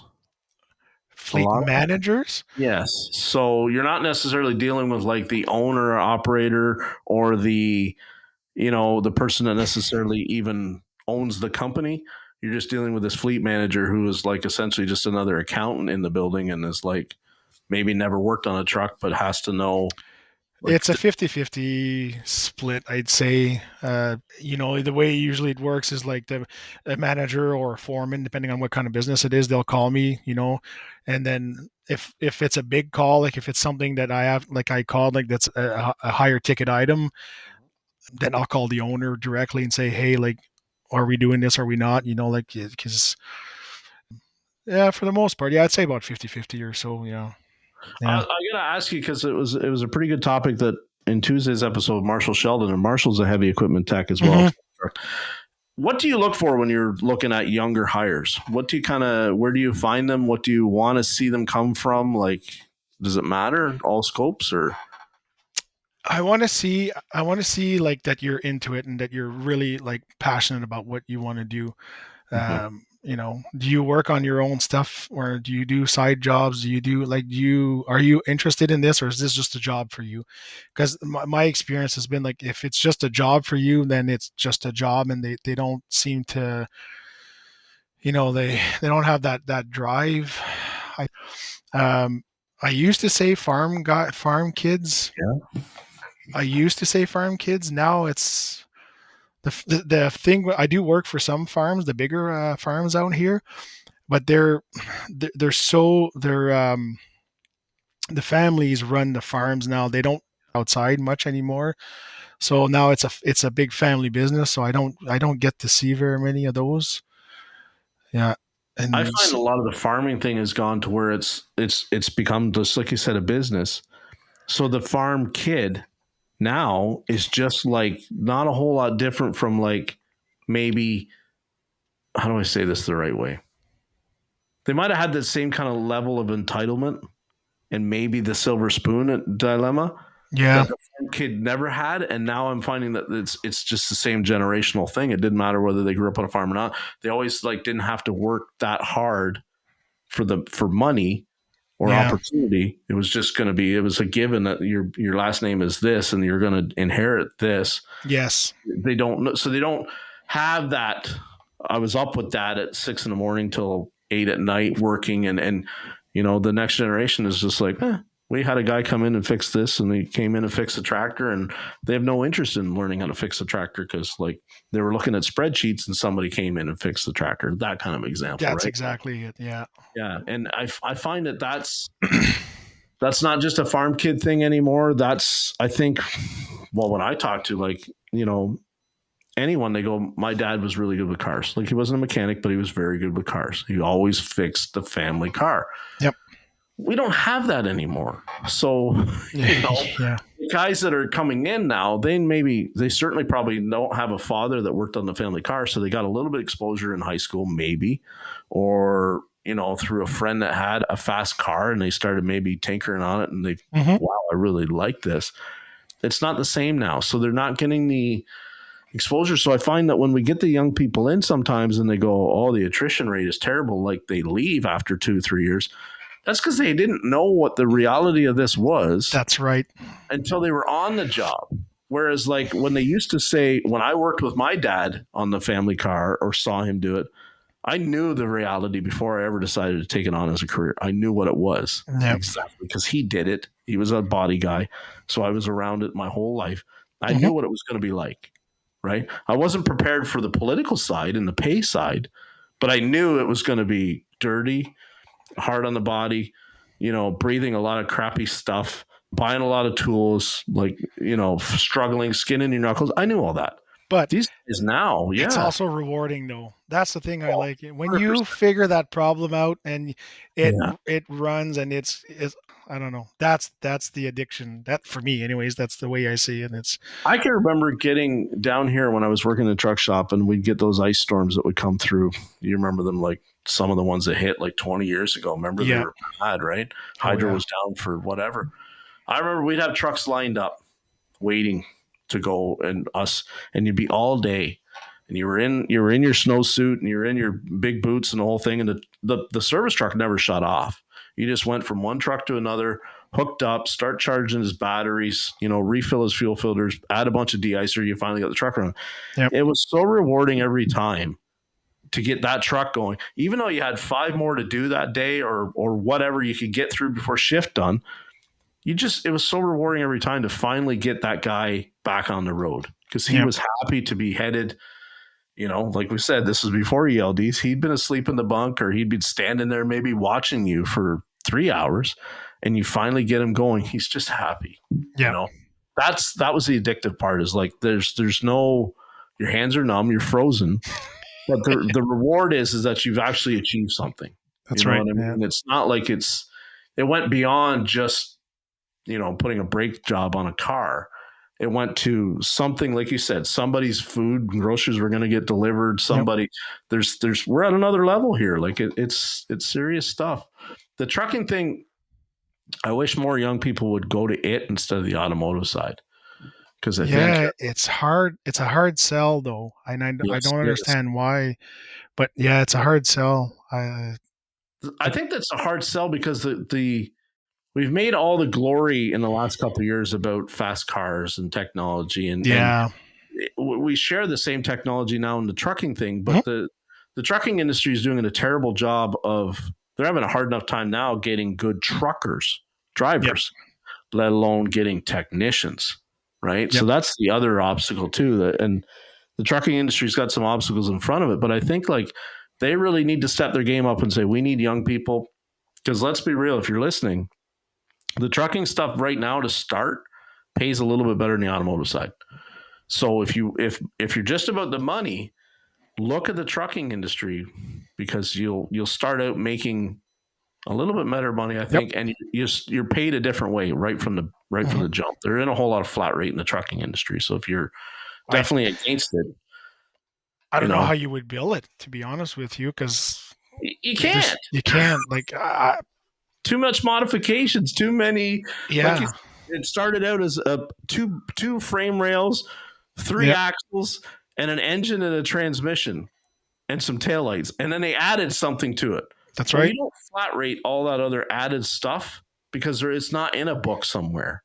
Yeah. Right? It doesn't work that way. So if you're that kind of young technician that like wants to problem solve and can put behind you the time constraint and just go and fix the truck, go into it. Don't even look at the automotive side. Why does your son go to the automotive and not follow?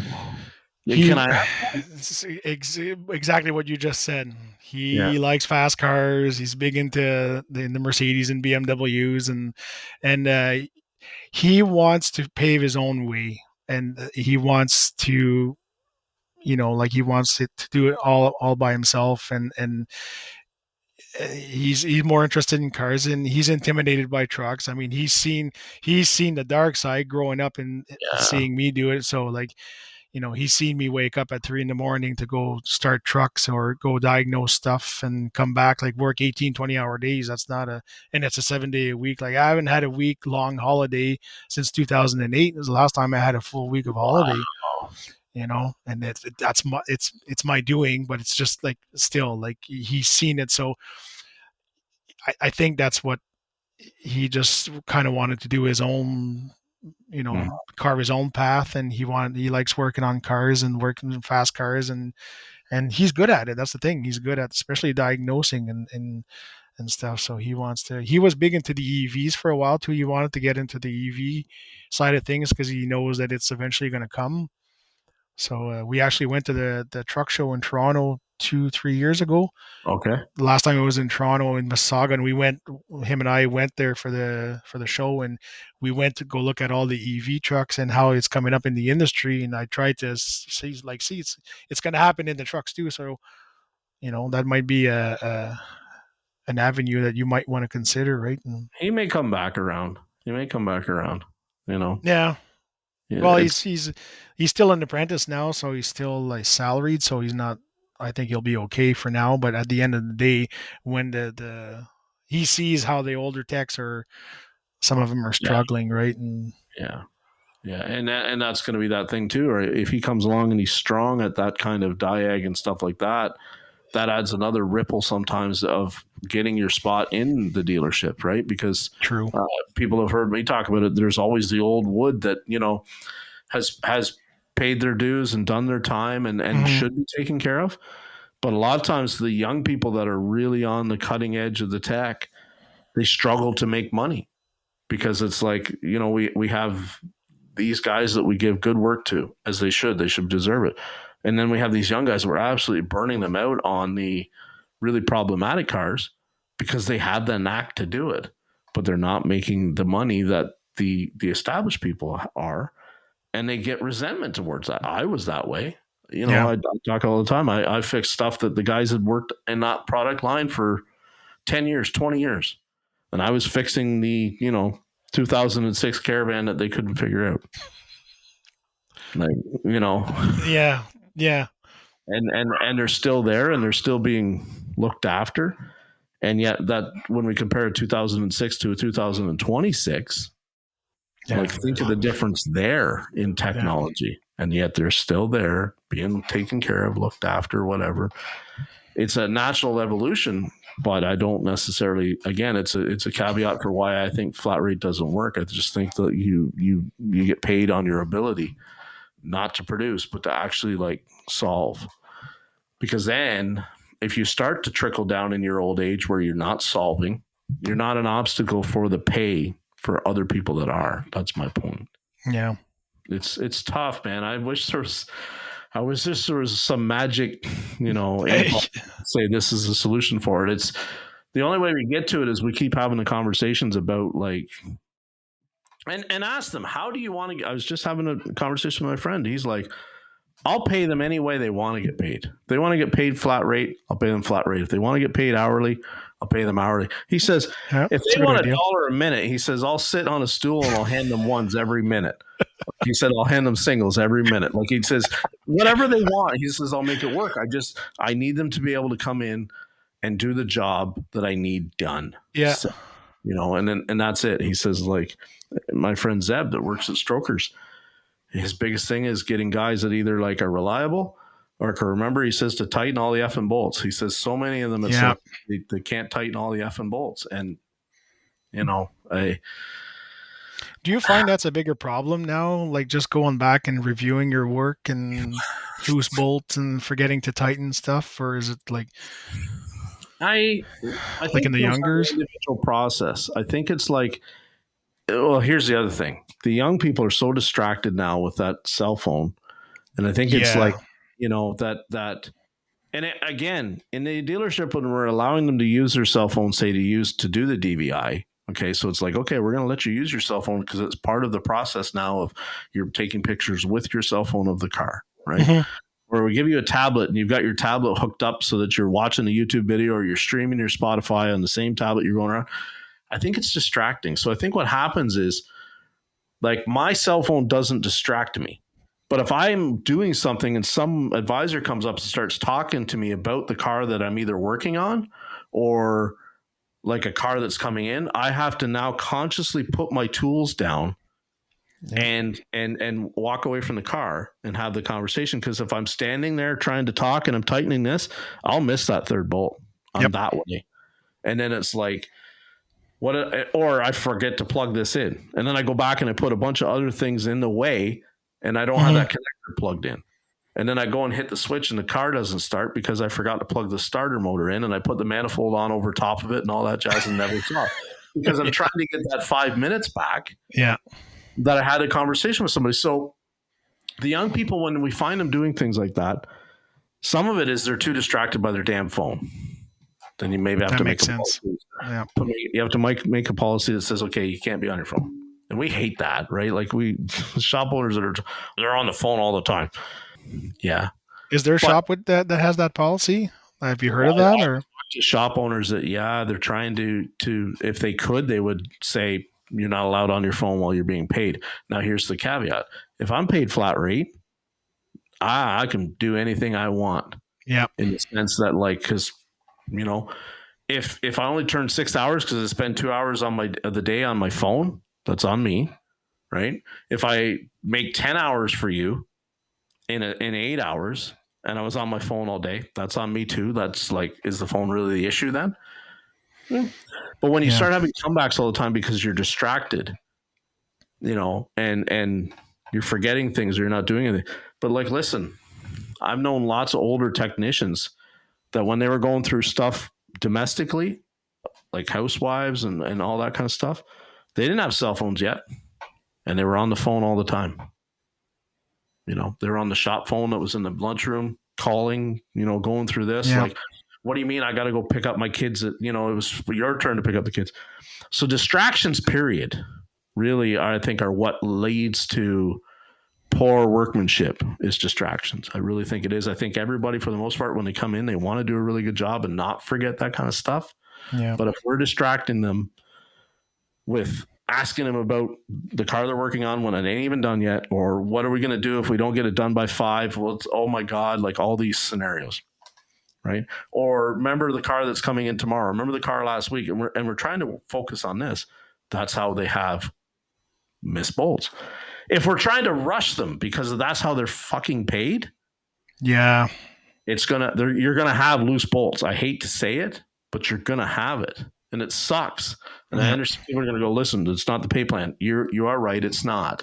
If a good tech is gonna want to make sure, they're gonna do the quality control regardless.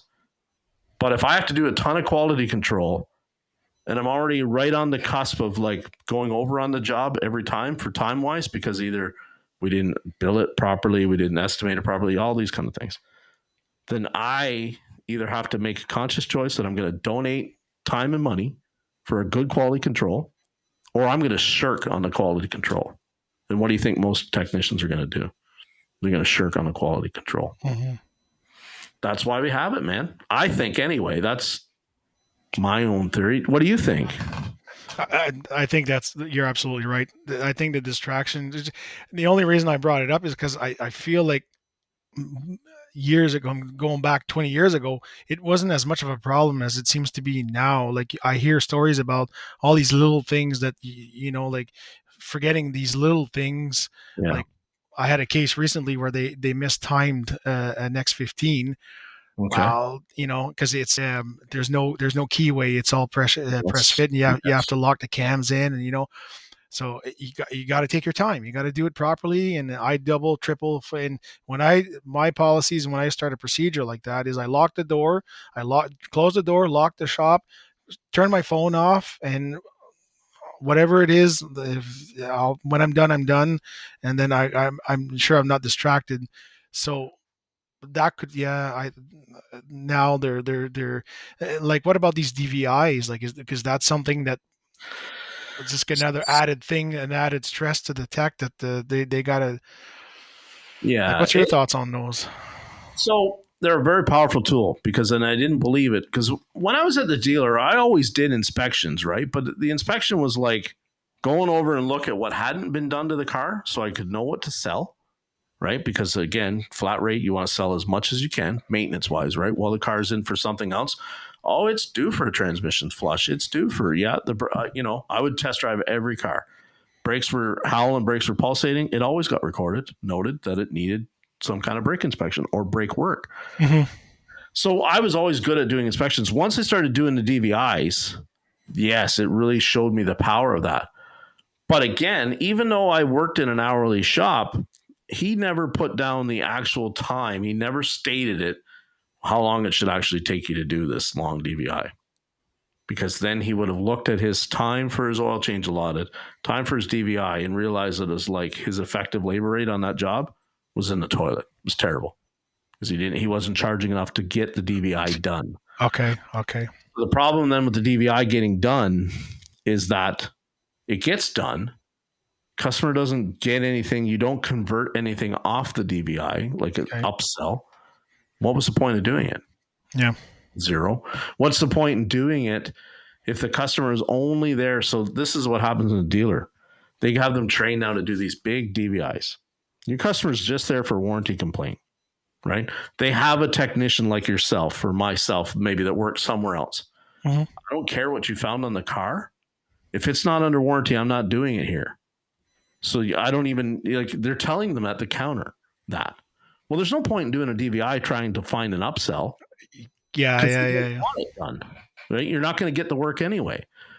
So we have to look at the DVI thing from, you have to have top-notch people on the counter that can convert what you find into sales. Otherwise, it's pointless. If I do a DVI, I've said it before, on Mrs. Smith's car, and 6 months later, Mrs. Smith back for an oil change again, and all the work that we recommended on the last DVI didn't get done, if we haven't prepped Mrs. Smith before she even makes her appointment that we are going to tell her again, and she says not again, there's no point in doing the DVI again. Do Mrs. Smith's oil change and then get rid of Mrs. Smith. Period. End of like it's. I hate to tell you that, but there's a lot of shops that do that every day. They get rid of Mrs. Smith if she's only there for an oil change, because we're not in the oil change business. We're in the car repair business. We're in the car maintenance business. Yep. So shops that are being sold that the DVI is a fix-all, a cure-all, it's not. Your super killers on the front counter that can convert inspections into work, that's your ticket. You need the product to sell, which is the DVI. But if it's really worth a whole lot, pay your damn technicians for doing it. And I don't mean even in the hourly shops, give them the proper time to do it, right? And here's the thing. We all know, like, this new stuff, there isn't a dipstick for half of these fluids in these engines. Yeah. So we're not, like, if you look at the actual process of, okay, get the transmission fluid up to X amount of temperature, well, you're on a scan tool then. You're road testing to get it up. And you want the level checked. Go find a special tool. It's an hour, 45-minute process. Yeah. That's not part of everybody's oil change DVI on that particular thing. If the technician comes to you and says it's leaking fluid, the next question to the technician is, well, is the level okay? That shouldn't be the next question, because I don't know if the level is okay. Well, it's not part of the process for this oil change of doing that check. Well, she's going to ask me that. The customer's going to ask me that.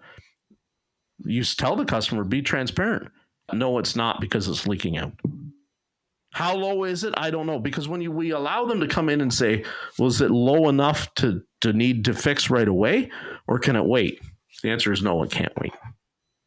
Right? Because if I tell them that can wait and they don't fix it and they blow their tranny up, I didn't do them any favors. So now if we want to say, well, how long does it take to check the transmission level? You're going to have to bill them more time. As soon as you say to them, I'm going to bill you more time to check the level, they most of the time will just say, just fix it. Because you're going to bill me that time next time additional to check it again. I might better fix it, the cooler lines or whatever is leaking. Yeah. Advisors don't have this concept in their head, because we've just spoiled the advisors with doing things for free. And then we turn around and we do it for the customers and we spoil the customers. If your technician is flat rate or incentivized, guess what? They're all tired of doing shit for free. So every little thing that's not on the DVI that has to be done additional, somebody's going to pay for that. Yeah. And even in an hourly shop where everybody's just paid to show up, when we talk again about production, if all this stuff was done every week, add up all the things that we did, 15 minutes here, 15 minutes there, 15 minutes there. If we do 15-minute freeze, if we do them 4 of them a day, that's an hour we threw away. That's an hour threw away, yeah. The end of the week, that's 5 hours. Mm-hmm. Times how many techs in the shop? 4? You want to throw 20 hours of labor away a week? That's insane. Let's do the math on that. Round numbers, $150, 20 hours. I can do the math, right? How many thousands of dollars do we waste by not charging the customer? Yep. But you're saying you can't afford to pay your techs, but you'll throw away $6,000 a week? Yeah. Come on. This is not complicated stuff. Yeah. But if you're a technician that has worked flat rate or incentivized like I have, and then you see all the stuff that doesn't get charged for, to me, it's why it doesn't work, period. Doesn't work, period. Whereas you and I know, if somebody just says, Mathieu, I need you to go get that truck started, and you punch the clock, you get into your service truck, you go. You come back 4 hours later, the service truck is with the service truck, that truck is started, fixed. Yep. They're getting billed at least 4 hours. Mm-hmm. At least. Mm-hmm. You mean to tell me in the automotive side we can't make that work? Of course we can make it work. We're just scared to. It's not hard. It's not hard. This is easy stuff. It's just, I agree. It's changing your thought process, right? And everybody's so scared to seem too expensive or to burn out their customers. If you're the best tech around, you're the best shop around, you're not going to come back. They'll come back. Yeah, 100%. I'm sure you've had customers that stop using you and then use you again, right? Same thing, right? I've been in the dealer game long enough that I saw customers that we didn't see for a year, and then they came back. They came back, yeah. Their car was really effed up. They had a lot of things. They had tried the cheaper stuff. Yeah. They were great because in my world, you're going back and fixing all the little hiccups that they try to. And what I'm seeing too is they'll try and fix it themselves too to try and save money. And then I'm like, well, how much money do you say? Because now you're going to have to pay me a whole week's worth of work to just get everything back up to par in order for, like every light's on in the dash. There's no ABS, it's just, it's coming up. It's coming up on its annual safety inspection. People like commercial trucks are done twice annual, every 6 months. Every year. Yeah. Annually. Yeah. Some fleets, they do them every 6. Every 6. Right? Yeah. It just depends on the fleet, but it's mandatory at least once a year. The thing is gotta be safety inspected, which means when they've been using the cheap guy and leaving everything to the last minute, the truck ends up out of service much longer than they wanted it to be, and it costs much more than what they wanted it to cost because they kept putting it off. And you know what it is, Matthew, to go back to loose bolts and things, probably a lot of what you find is like when they've been doing it themselves or using somebody cheaper, just a lot of loose bolts, a lot of loose bolts, and and you get and every going back to the safety thing, every safety when you get the truck, it doesn't need anything. It doesn't need anything. It's all good until you get into it, and then they go, oh my god. You jack it up and the kingpin's going like this, or like I'm the same. Like I roll underneath and I talk about like I would pound on the brake chambers and I could hear the spring rattle. Yep. Okay, it's a brake chamber, right? Or you go underneath and you see one wheel seal is wet.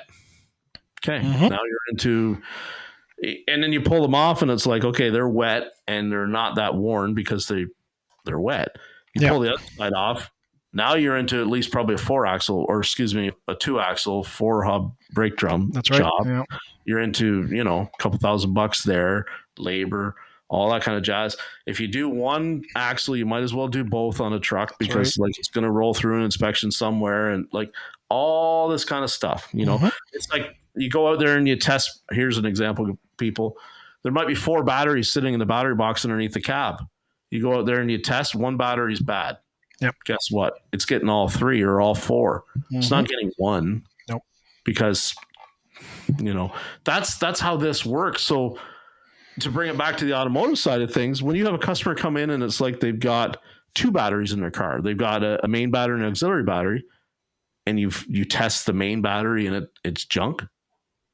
Why are you leaving that auxiliary in there? Yep. You want them to have a failure on it, which is going to cause a different bunch of symptoms and all this kind of stuff. 6 months from now, do it both. Oh, it costs so much money. I'm sorry. Did you sell them the car? No.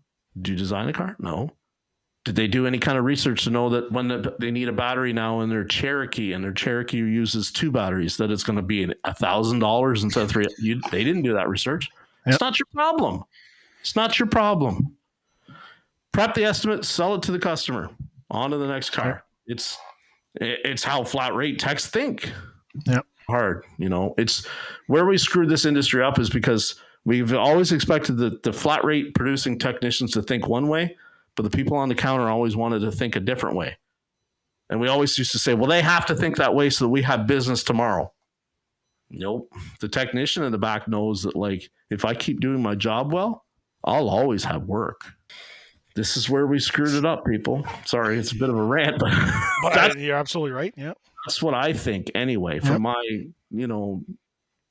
Ivory Tower sitting here, telling shop owners every week what they do wrong.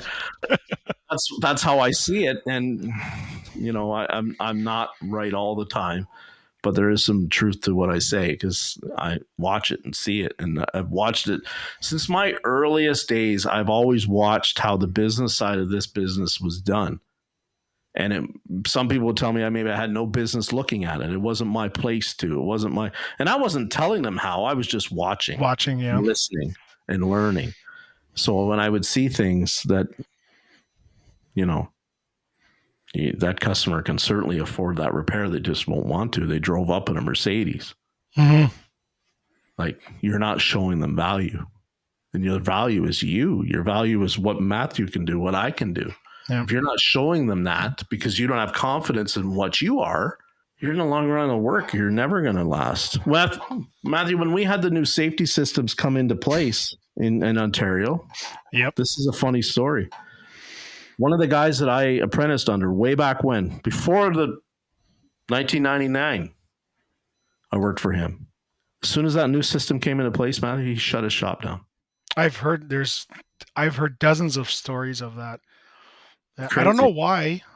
I don't understand why, but I don't, because as long as I worked with him, he never bent on the rules of like what should be done in terms of a safety. Like, he wasn't the type that would go, and sign it and not look at it and keep the guy on the road because like he's a good customer. He wasn't the type to do that.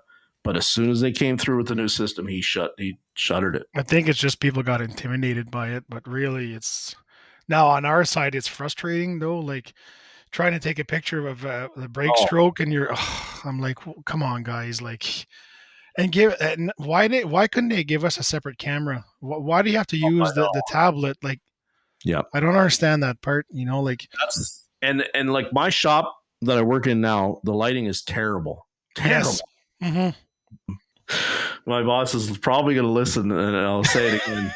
Call your buddy and get your fucking estimate for the lights because we've been hearing about this for 2 months now. But anyway, like it's so trying to hold the light, the tablet, and the measuring tool to get everything focused and so you can see it. It's I do them pretty fast, but it frustrates the hell out of me, Yes. And then like, they want the tire pressures in kPa instead of PSI because Canada is metric and all this. Yeah. Like, if I say to anybody that has practiced, metric all their lives, and I say your tire has 255 kPa in it, they have couldn't tell you what that is. But if I say it's got 35 PSI in it, they go, "Oh, good." But I think that's our generation though, because I feel like we were raised like half of metric and half imperial, and like I measure in PSI, but the funniest one is temperature. Like 80 degrees in my pool, I know what that is. I couldn't tell you what that was in Celsius, but for the outside, it's 20 degrees outside, and I'm like, oh, I know what that is. We're so like diluted. I want 180 degree thermostat, or I want a 195. Yes. Oh yeah, the thermostats. Yes. Yes, but I was looking in Celsius. I have no idea. I couldn't tell you. They're doing some cheat conversion and getting my phone, but yet I'm supposed to put the tire pressure down now in kPa. Come on, yeah. I should have been allowed to do things like that. I like the system because there's a little more documentation. There's a little more. Yeah. A lot of cars that we would have passed now, when they finally rewrote it, to say, okay, rocker panels that are rusted don't pass. Not, there's still a fixed at either end, so that passes maybe. Like, it's up to your discretion. There's no more of that. Like, if it's rusted rockers, we don't pass it. Somebody else can buy the car and pass it. We don't. Where I work, we just don't. Do you find that helps a lot for like arguing and like the customers that try to argue, oh, no, that should pass and whatever? Now it's more So where I have the problems are like the salesman that is like wanting to sell the car. And it's like, because I work at a used car lot now, but it was the same thing even when I worked at the last shop I was at, and used car lots would bring their cars in. Right? And you would say that doesn't pass because you would look up in the back and the bumper brace is all rotten. like all rotted. Like the rockers were good, but the bumper brace is rotten. Yeah. Well, that's a fail. Mhm. But they go, you can't even see that. No, you can't from the outside of the car. You can't see it, but I know that it's rotten. Yeah. Well, that's not a cheap repair to do. People think that, it's not that much. It's an expensive repair. Then you start looking at the rest of the car and it's like, I'm sorry, we're failing this based on the condition of rust. And they get really pissed. We had a 2012 GMC Terrain, low mileage, like 130,000 kilometers, ran great. I condemned it because it was too rusted. Yep. When I started to lift it from the rockers at the pinch points where it's supposed to, you could hear it creaking and cracking, and rust is starting to fall out on the ground. Yeah. The rest of the cars, there's no holes yet, but that car fails. 100% fails all day long. Yeah. In the old way of doing this, because there was no photos, those cars passed all the time. Yeah, it was a mechanic's You just discretion. looked at your tires, looked at your brakes, looked at your suspension, you passed the car. So I like that. The salesman problem is they still think everything is like, Everything passes. yeah, four tires still only cost $200 and brakes still only cost $150, and every car should only take $1,000. And you're like, oh wait, now it's got an ADAS problem. And they're like, a what problem? ADAS problem. What's that going to cost? Thousands. Yeah. Shit. We had a 2015 Mazda 3 that they gave the customer $8,600 for. They bought the car from them. We looked at the car and I went, this thing needs $7,000 worth of work. Well, do the math. You paid 86 and it needs 7. It's the most expensive 11-year-old Mazda 3 in Ontario now. It went to the auction. They lost huge on it because at the auction they're not going to get their 8,600 back. No, they'll get 3,600. But that again is where, again, in this industry, we let the salesman throw money away all day long, or we let service advisors dictate all these kind of decisions that cost us all kinds of money, and then we hold the technicians to such a high standard of production in order to get paid. That never made sense to me. I would watch salesmen do screw ups like that, or service advisors all day long, cost the business thousands at the end of the week, and a technician we couldn't pay for another 15 minutes. Yep. It's those kind of things, Mathieu, that made me the way I am. Yeah. Jaded or whatever, pissed off, angry. Those kind of that way of thinking. And when I talk to people, they look at it and they go, a lot of what he says makes sense. He's not wrong. He's not thinking wacky. Yeah. But it's just the way it was always done. And I think that if we want to get ahead of so many problems in this industry, we have to really look at that and go, we might better listen to them a little bit more. Even if it's just on how long is this going to take you, listen to them and then charge for that. Yeah. Do it again and again and again. And then I think we start to get back some of this industry where the customer is not holding all the power. We as a collective, not the technicians have holding all the power, but we in the repair industry have a lot more of the power back. So yeah, I agree. I think we can get there. So I think so too. I don't want to keep you any longer. It's been a couple hours, and geez, already. I know it goes fast, man. I know that's wild, right? So, anything you want to add? Anything you want to say? Where do you hope to be in a year, 2 years? Well, in 2 years, hopefully, we have this new fixed location up and running, and if is there any techs in the Ottawa 310T techs looking for a job, hit me up on the Facebook. And and you're near Hawkesbury. It's going to be near Hawkesbury. Yeah. Right on. Well, if I'm ever back in that area, I'll try and pop in on you. Oh, absolutely, for sure. Yeah. I mean, I still go see my friends in. I have a friend near Limoges, and I have some friends near Orleans still. So yeah. That's all near us. Yeah.